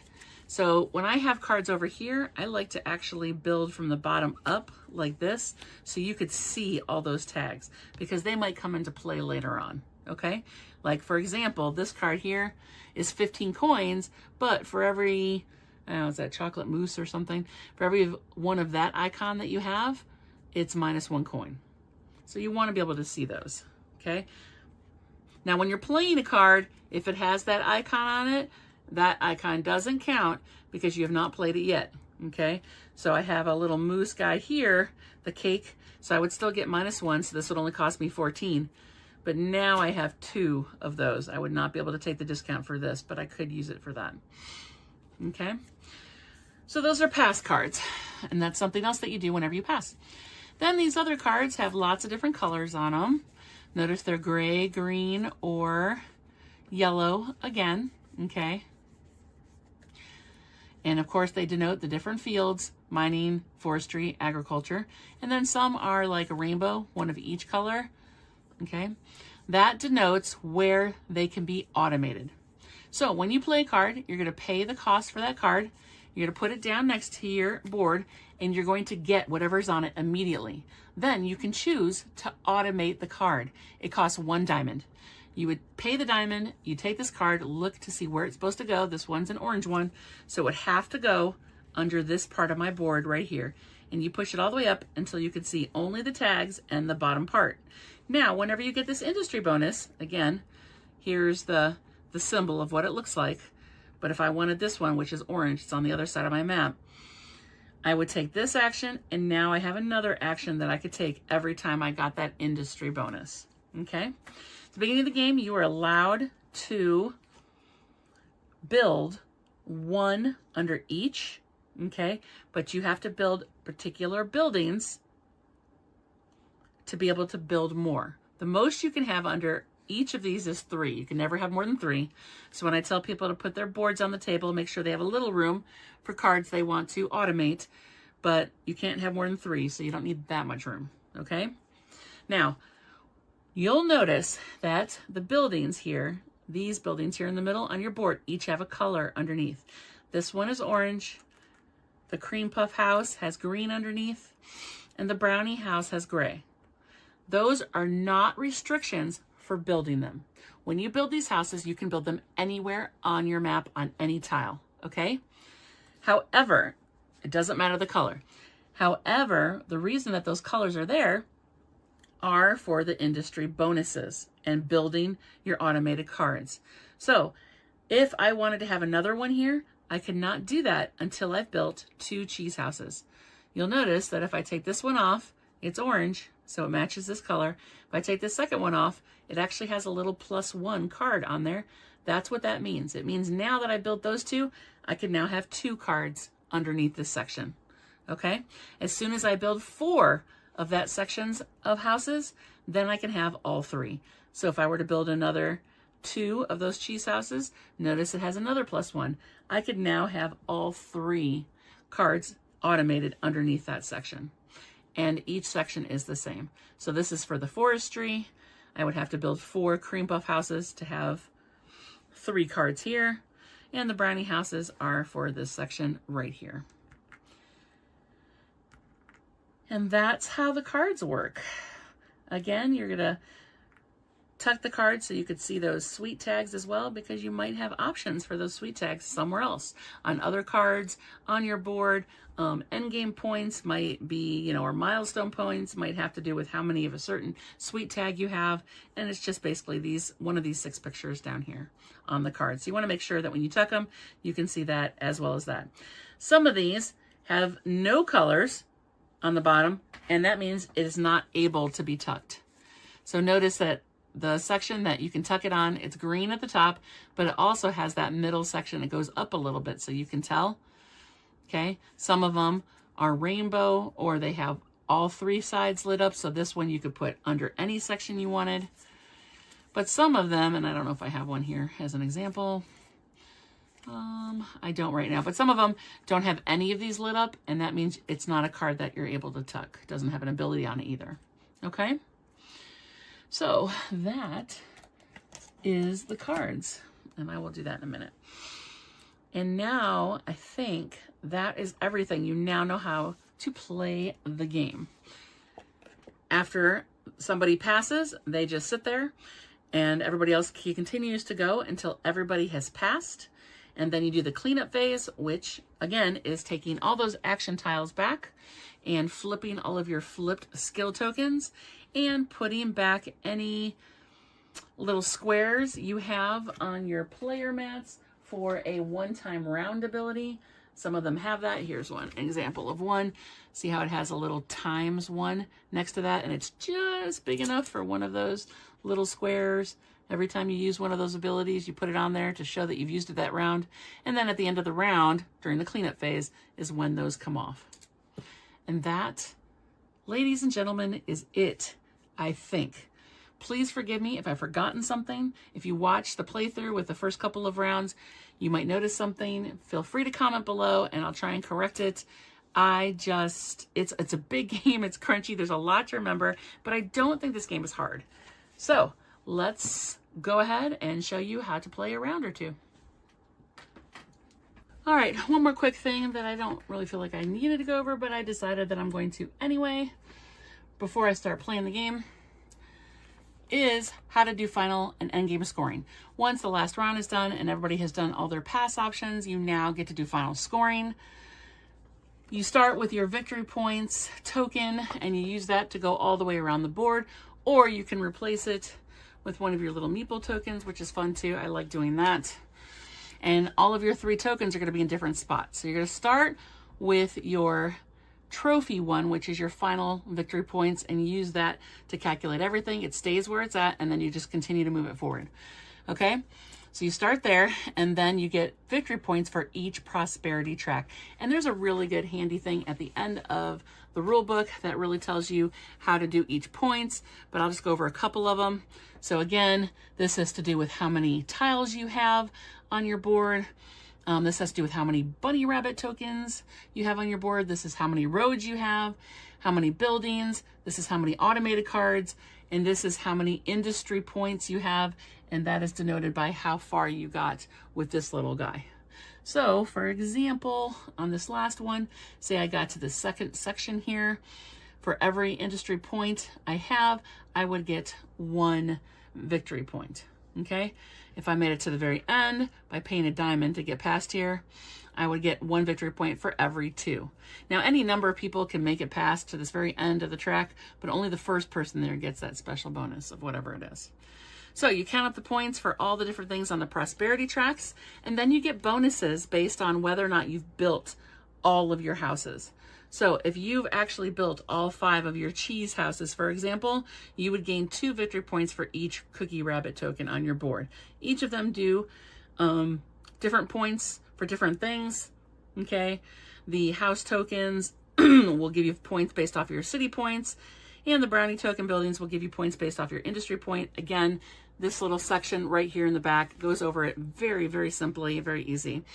Then for every 5 gold you have left unspent, and if you look at the top of your industry track where I pointed out the wonder icon chart, you have a little moon. That means end game scoring points, okay, whenever you see that moon tile or moon icon.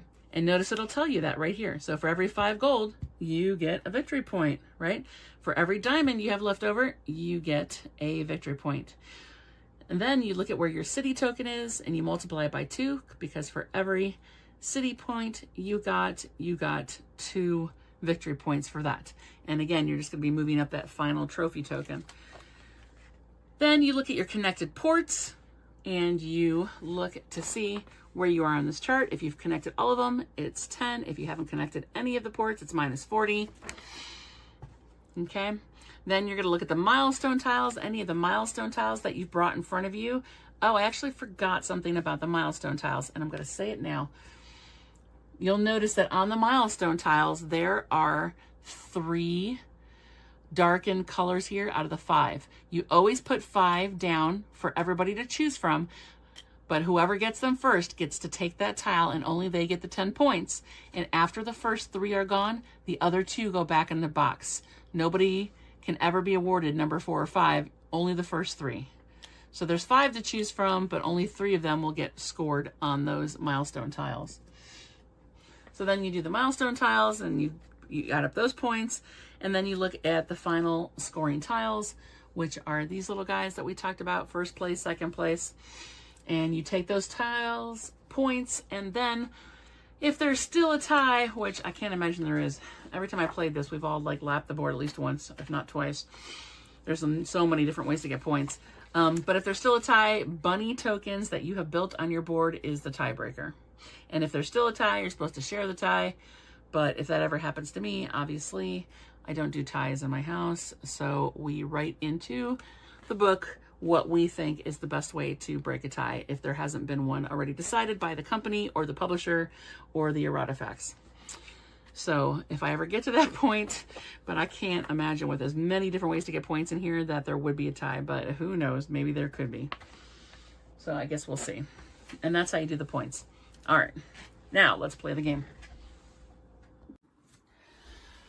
All right, so hopefully you can see just about everything on the board. I put this map a little sideways so you can at least see some of it and see what I'm doing.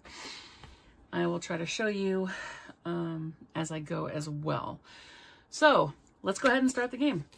Looking at our round flow card, we don't do the start phase at the beginning of the game, and that's just moving this guy, so we're not doing that. So we're gonna go straight to income.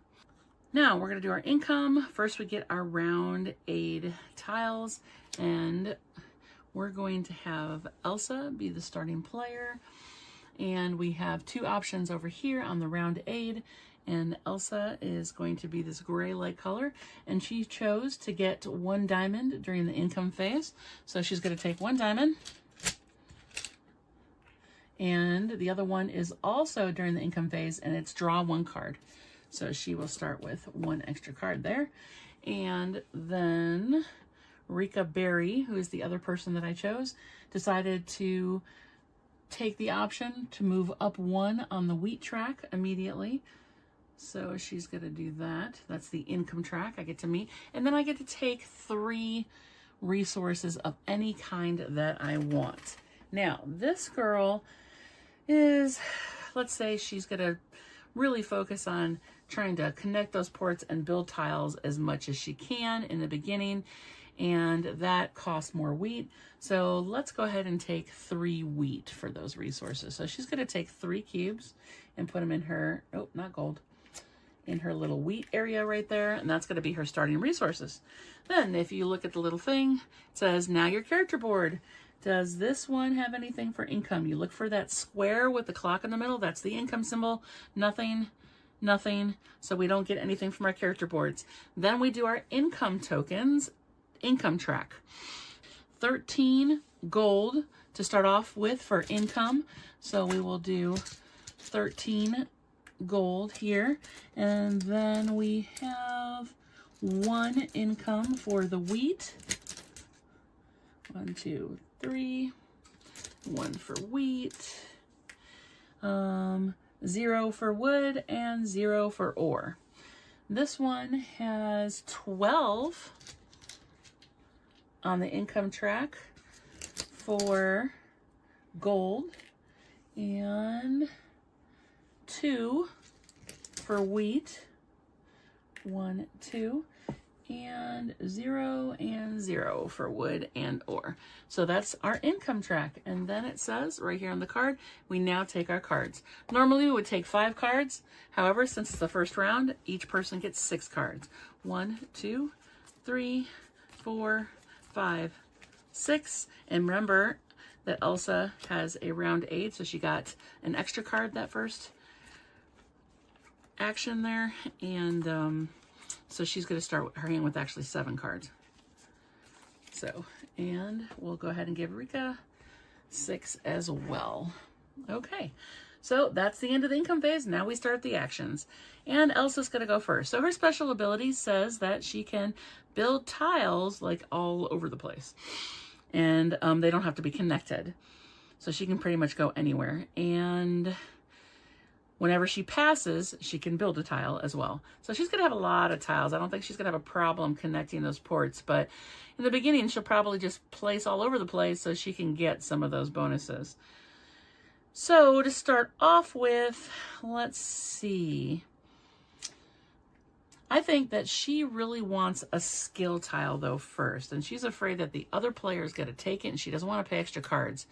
So for her first action, she wants to actually build buildings. So we're going to see if we have enough buildings over here to build something. Let's see, we need 5 wood, which we have, and 6 ore. Yeah, I think she's going to like just jump in and start building buildings. So she's going to go ahead and look at her cards, because remember, you have to discard a card. And she's going to, oh, that's really expensive for in the beginning. So she's going to take this one and discard it in the discard pile. So she can take an action disc. She's going to put it right here. And she wants to build 2 buildings. How do you build buildings in the beginning? Well, you're allowed to build buildings on these 2 capital spaces. After that, she's going to have to build some tiles and stuff. But right now, she just wants to build some buildings and just get started right out the gate. So she's doing that. And she's going to go ahead and she wants to build 2 cream puff houses. This one costs 2 wood and 3 ore. This one costs 3 wood and 3 ore. So she needs a total of 5 wood. She's going to spend this pink cube for 5 wood. And she's going to spend all of the cubes to be able to pay for that ore. So now she has 2 buildings, okay? And she's going to place them on the only spot she can, which are these 2 areas here on the Capitol building. Now, as soon as she places those, she immediately gets the bonus that's underneath. And it says that she can go up 1 on any income track or up 1 on any prosperity track. Let's see. Income's really important in the beginning. So I think that what we're going to do is go up wood 1 and ore 1. Because she has the ability to choose which one she wants. So she's going to do that for those 2 bonuses. And then she also gets the bonuses that she uncovered here. So for the first cream puff house, Elsa has the ability to go up 1 on her wheat income track, just like that. And 1 on the ore income track, just like that. And so now she's got that. And the second option says she can get a skill token. So she's going to look at the skill tokens and she's going to take one of the flip abilities because we're in the beginning of the game. And that's going to come in real handy each round. So she places that in front or next to her player board to be able to use in the next one of her next turns. And that's it. That's her turn. So now Rika's going to go and she is going to, let's see.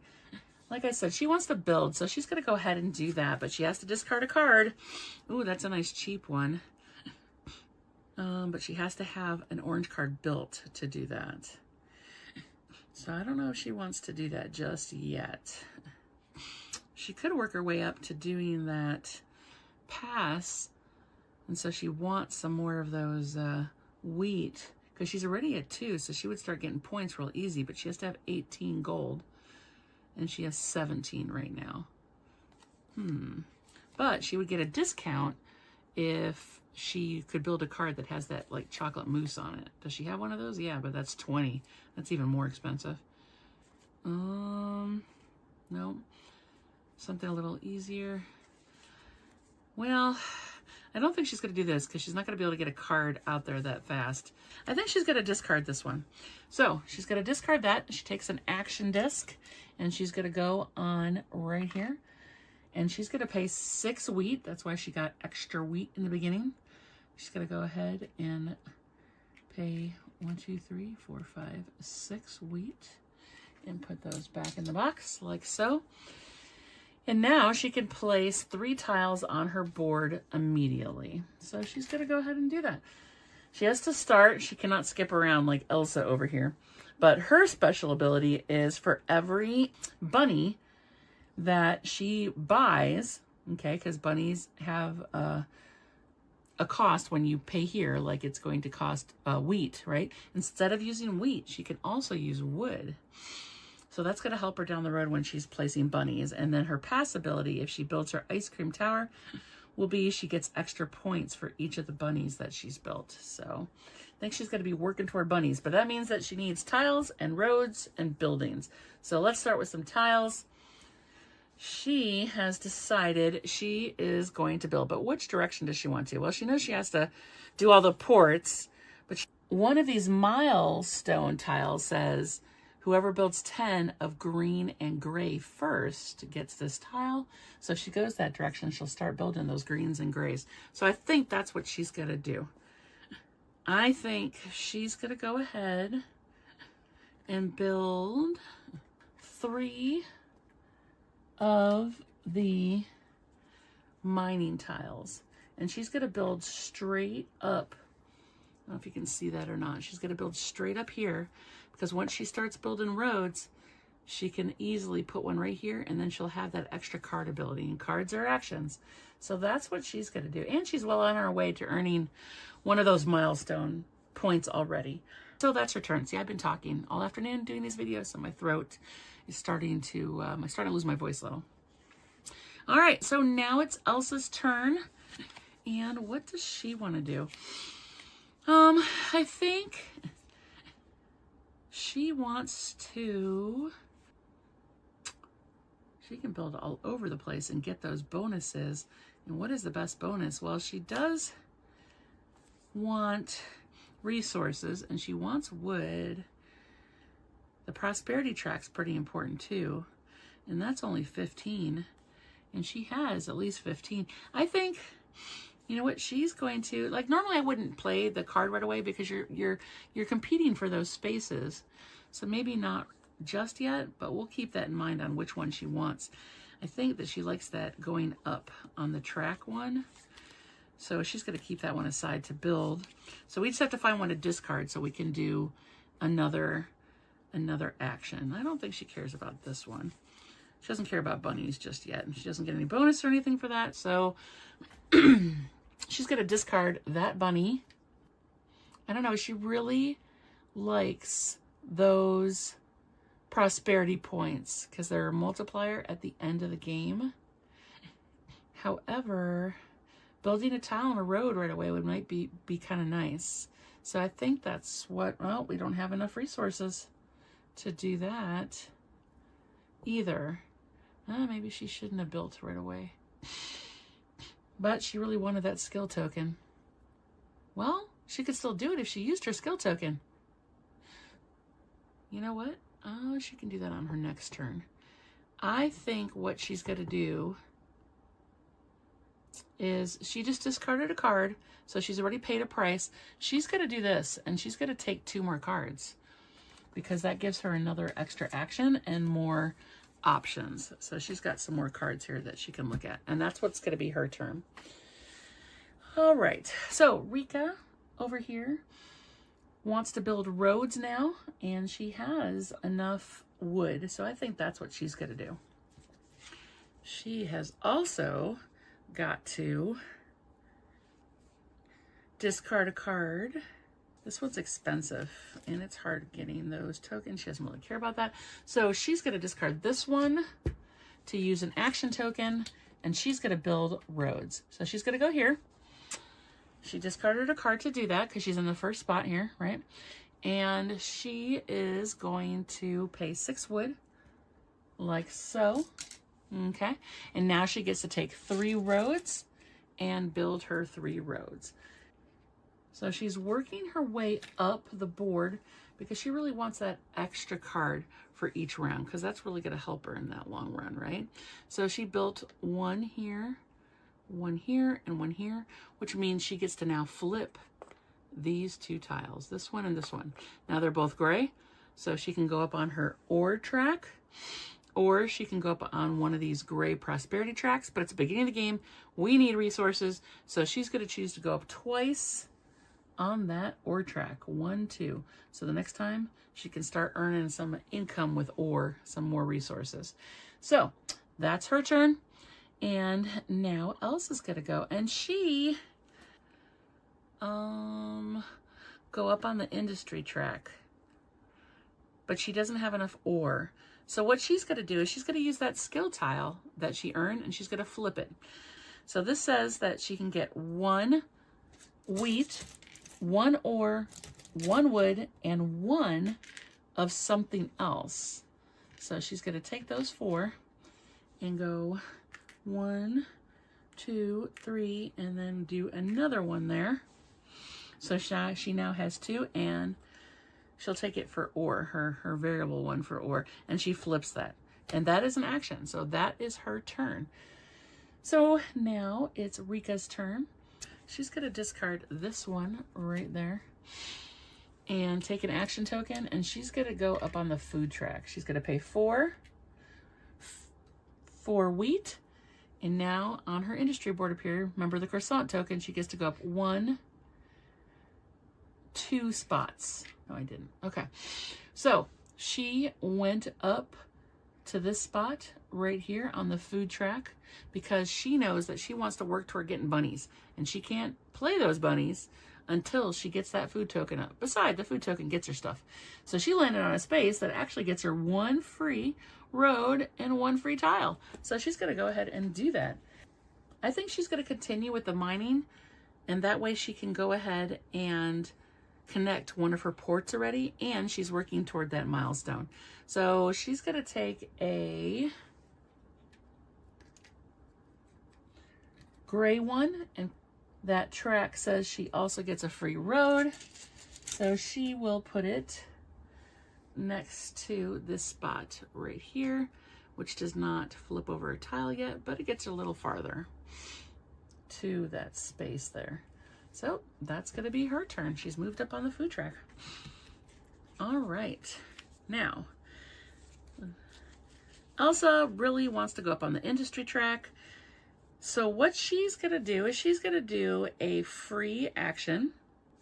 She's going to discard this card to do this free action. If you discard a card, you can take any 2 resources. So she's going to discard a card, and she's going to take 2 iron. So she now has 2 iron. Now that's a free action, doesn't count as a regular action. So now she's going to discard another card to actually take an action. Gonna discard this one and take an action tile and go here, right there. So she now has 3 ore. She's gonna take those 3 ore, spend them, and go up 2 on the industry track, which is our little carriage. 1, 2. Why did she do that? Well, because she gets stuff.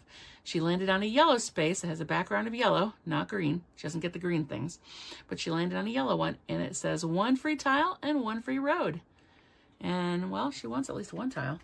So she has decided she's going to build a tile on this one right up here, because she has that ability where she can build anywhere. So she's going to put that all the way up on the free tile. And because she covered that bonus, she gets to build another tile. So she's going to go ahead, and she wants to maybe make a city at the same time. So I think that she has to start building at least 1 line so she can build roads when she uses those bonuses. So she's going to go ahead and she's going to build a gray on this spot right here because it'll allow her to start building like a city, but it also covers this milk jug icon, which allows her to go up on the industry track. So she goes up one, it's on a green spot, so she doesn't get that bonus. However, as soon as she gets to that next spot, she not only gets a free card, but she has passed one of those victory points. So then for each round after that, she'll be getting a point for each round. So I think that's a good option for her.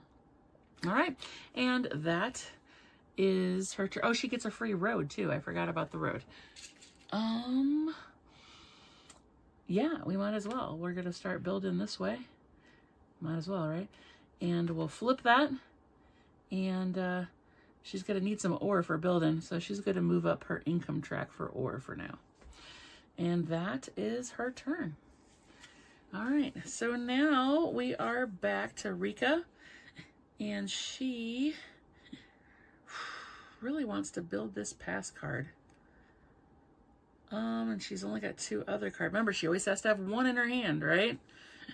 But she needs more gold to do that. Maybe she'll wait on that and she'll keep that for next round. So she has 2 cards here. I mean, she could have discarded 1 and gotten some gold, but I think we'll just wait. So she's gonna look at these 2 cards, and I think she wants to build one. So she's gonna take this card, she's gonna pay 14 gold, and she's gonna build it. So she pays 14, she'll get a 1 back, gold like that, and she's gonna put it down next to her board, and she immediately gets what's on it. Now, this says she gets to go up 2 on the gold track, so she's going up 2. Now she gets 14 per round, right? And she immediately gets to build a tile, and then for every white cake and I don't know what that is, souffle or something, those 2 icons, for every 2 of those, for each 1 of each, she'll also get able to build. Now, it's kind of early, she doesn't have that, so she can't do that, but that's okay. She still wants that to go up on that income and that tile there. I think that's worth it. So she's gonna take a tile and build it immediately, and we might as well take another gray one, because she's working her way up, right? And she's gonna go ahead and build that tile for free right here. And she already has 1 of her ports connected. Remember, it just has to be connected by tiles. So from this to this port, she's got it connected. So she is on her way, right? And she's got 1, 2, 3, 4, 5 of the gray tokens already. So she's halfway to earning that first milestone, right? Okay. Now, she's played that, did her options. She can immediately, if she wants to, she can only do it this time, she can't do it in the future, she can immediately tuck that or automate it if she wants to, and it costs a diamond. She's going to do that. She's going to pay her diamond, go like this, and it's orange, so it's going to go underneath right here and be orange. And she gets this sweet tag here, and on the bottom it says 1 free tile. So every time she gets that orange industry bonus, she's going to be able to activate that card and get that free tile, which she thought was pretty good. And that's her turn. So now we're on to Elsa, and I think she's going to have a lot of tiles. So what she's going to do is she's going to pay 1 of these cards. She's going to discard it, right, to do an action, and she's going to use an action token to go to this spot right here. She's going to pay 2 diamonds to the bank, and she gets to move up 2 on any of the prosperity tracks. Now, because she has this ability where she can build anywhere and she's going to get a whole bunch of bonuses and build more, I think that she really wants to start with that orange track for tiles. I think she's going to get quite a big tiles. Although she's already got buildings, so she could go up on the building track as well. You know what? I think that's what she's going to do. She's going to focus on buildings there. So she's going to start with that. And she's gray. And she actually has 2 prosperity points. So she could go up 1 on both. But she's going to actually choose to go up 2 on the building one. Why? Because this track has more spaces on it than some of the other ones. And it gives her bonuses. So 2, the second space here, allows her to go up 1 on the wood income track. So that's going to help her build buildings down the road. She gets more wood, right? That's also going to be a good incentive for her to go up on the food track because she'll get these wood discounts for building as well. But that's for the future. She doesn't really want to take any of those second spots yet to be able to pay more cards, although she could because she's got quite a few more cards than Rika does. So that's her turn. She used 2 diamonds to go up on the prosperity track. Okay, so now it is Rika's turn. And she needs resources, like really needs resources. So, because she probably wants to start building so she can start placing those bunnies, right? She does have 2 wood. So she could place 1 building already. Huh. Maybe we should. What do you think? Yeah, I think well, she'd have to pay 2 cards, so she can't. No, she can't do that. She doesn't have enough resources to do the other one. However, she would like to build this pass card here eventually. So I think maybe she'll just take some gold at this point. Yep, I think that's what she's going to do. She's going to discard this card to take an action token, go here, and take 6 gold because those cards are valuable to play them. They give you resources as well. So she's just going to take some more gold and think about the future. All right, so it is now Elsa's turn. She has extra cards here because she still has 1 that she can keep to not pass. And she realizes that she probably should have chosen those tiles. She really needs to get some tiles on the board. So she is going to pay 2 cards to go on this second action space here. And she's going to pay 6 wheat, like that, to build 3 tiles. I think that's what she needs to do right now, and she needs some resources too. So she is going to take a gray and put it on this spot right here, which means execute the gray industry bonus. Where is that? Well, it's down here.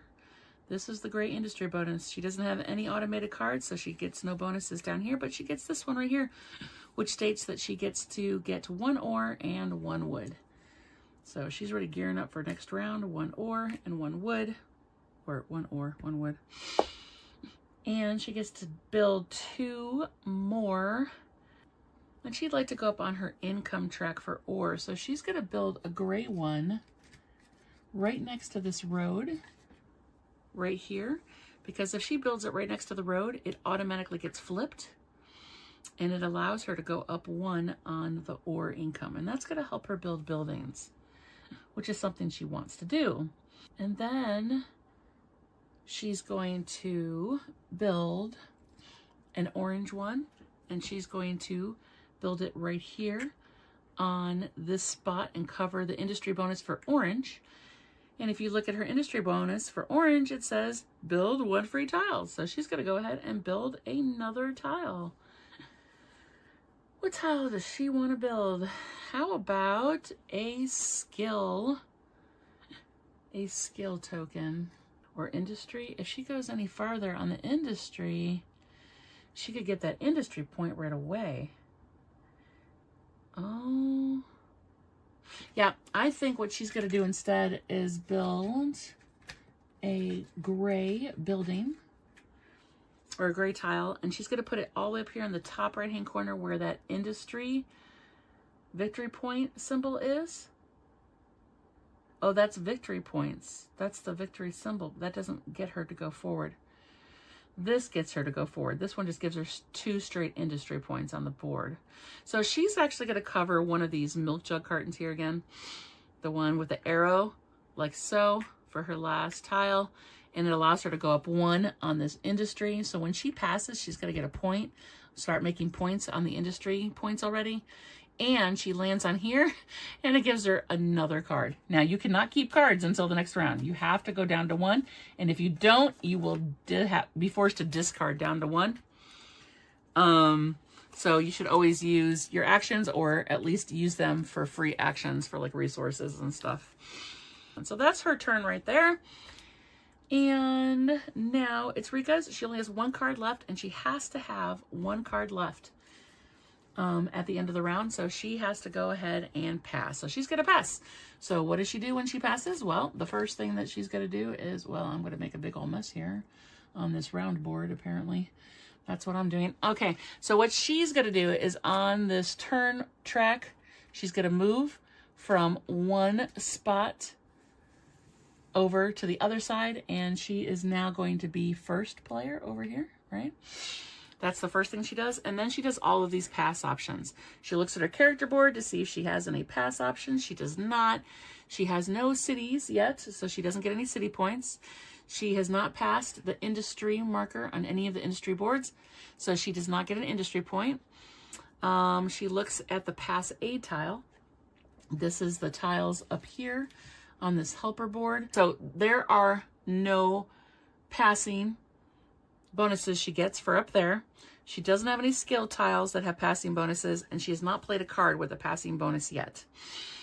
So now for her final passing thing to do, she gets to choose another spot on this board. She cannot stay in the same spot, and she cannot choose the spot that somebody else already has. So she is going to, she really wants some roads. So she's going to go over here, which allows her to get a free road at the beginning of the next round. And whenever she wants to automate a card, she doesn't have to pay a diamond to do it. So that's where she's going. And she's done. So now Elsa can take all of her turns, and the round will be over.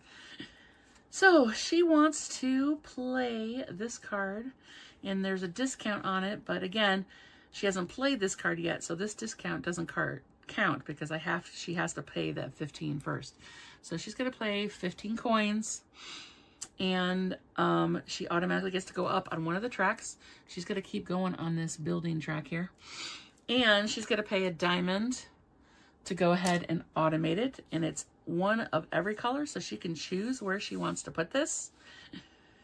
And I think she's going to choose to put it under the green part right there.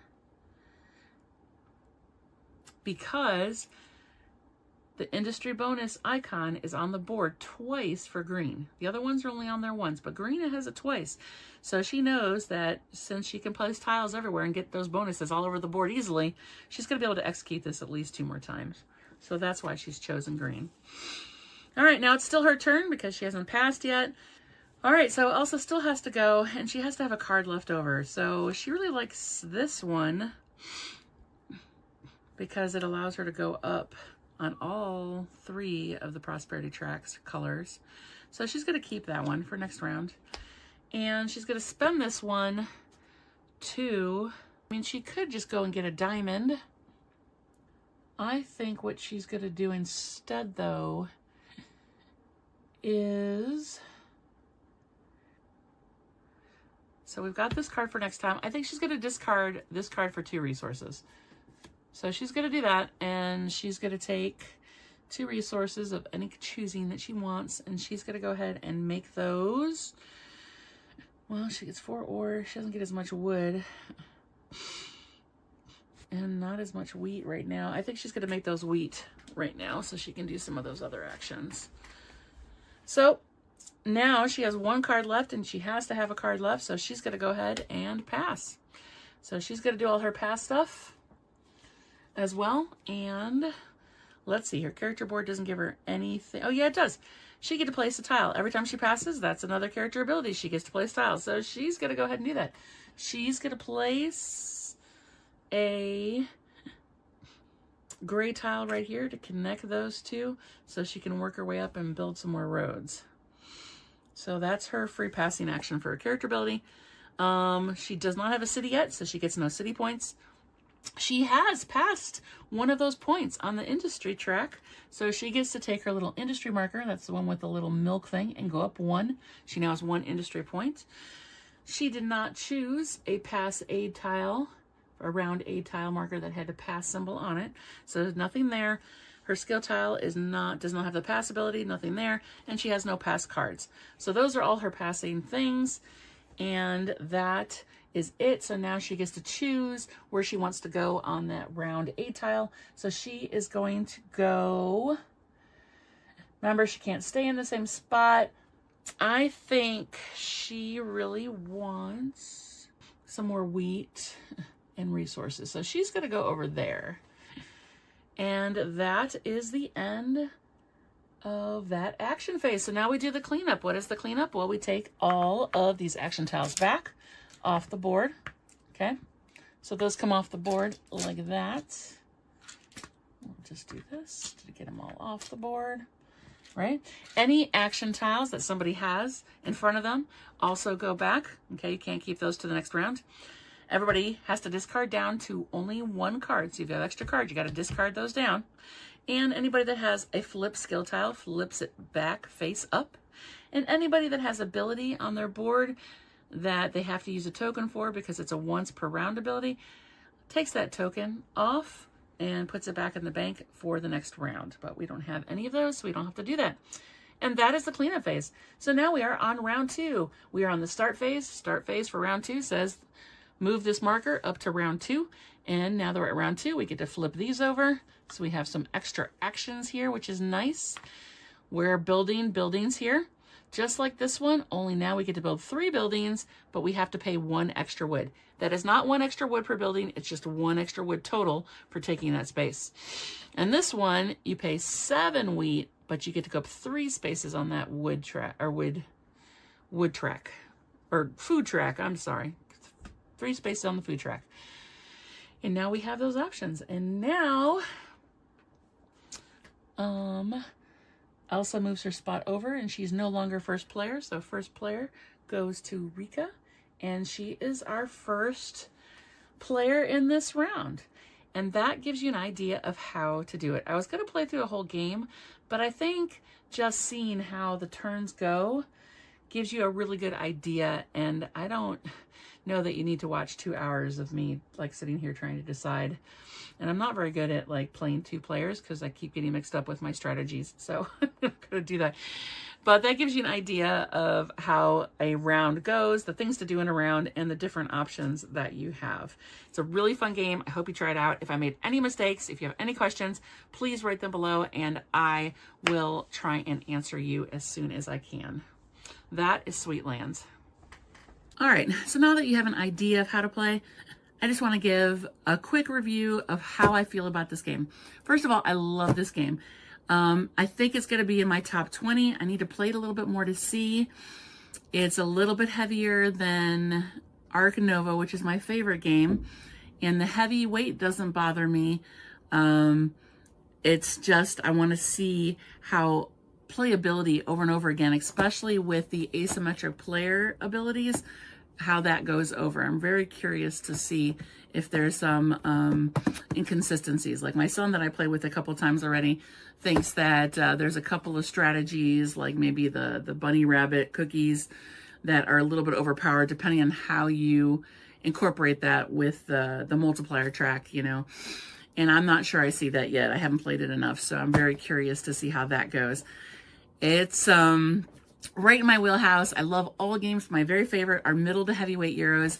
So this has just enough to be a brain burner for me, and I love that. The artwork I think is really neat. It's very different. It's not usually the type of artwork that I go for, and I really think that's neat. I love the theme to it. I think the theme is very well integrated in creating the cream puff houses and the brownie houses and everything else that's a part of it. It's very heavy. The pieces in this are beautiful and heavy and really nice. I don't see myself having to replace any of them or upgrade any components at all. And the designer, Tatsuko Chuo, I guess this is his heaviest game to date. And I've never played any of his other stuff, so I have nothing to compare it to. However, I think it's going to end up being in my top 20. Right now I've played it, I don't know, 4 or 5 times, and I really, really enjoy it. And I want to play it a few more times with 4 players, 3 or 4 players, to see how it goes. And I love that there's so many different characters, so the replayability factor is there.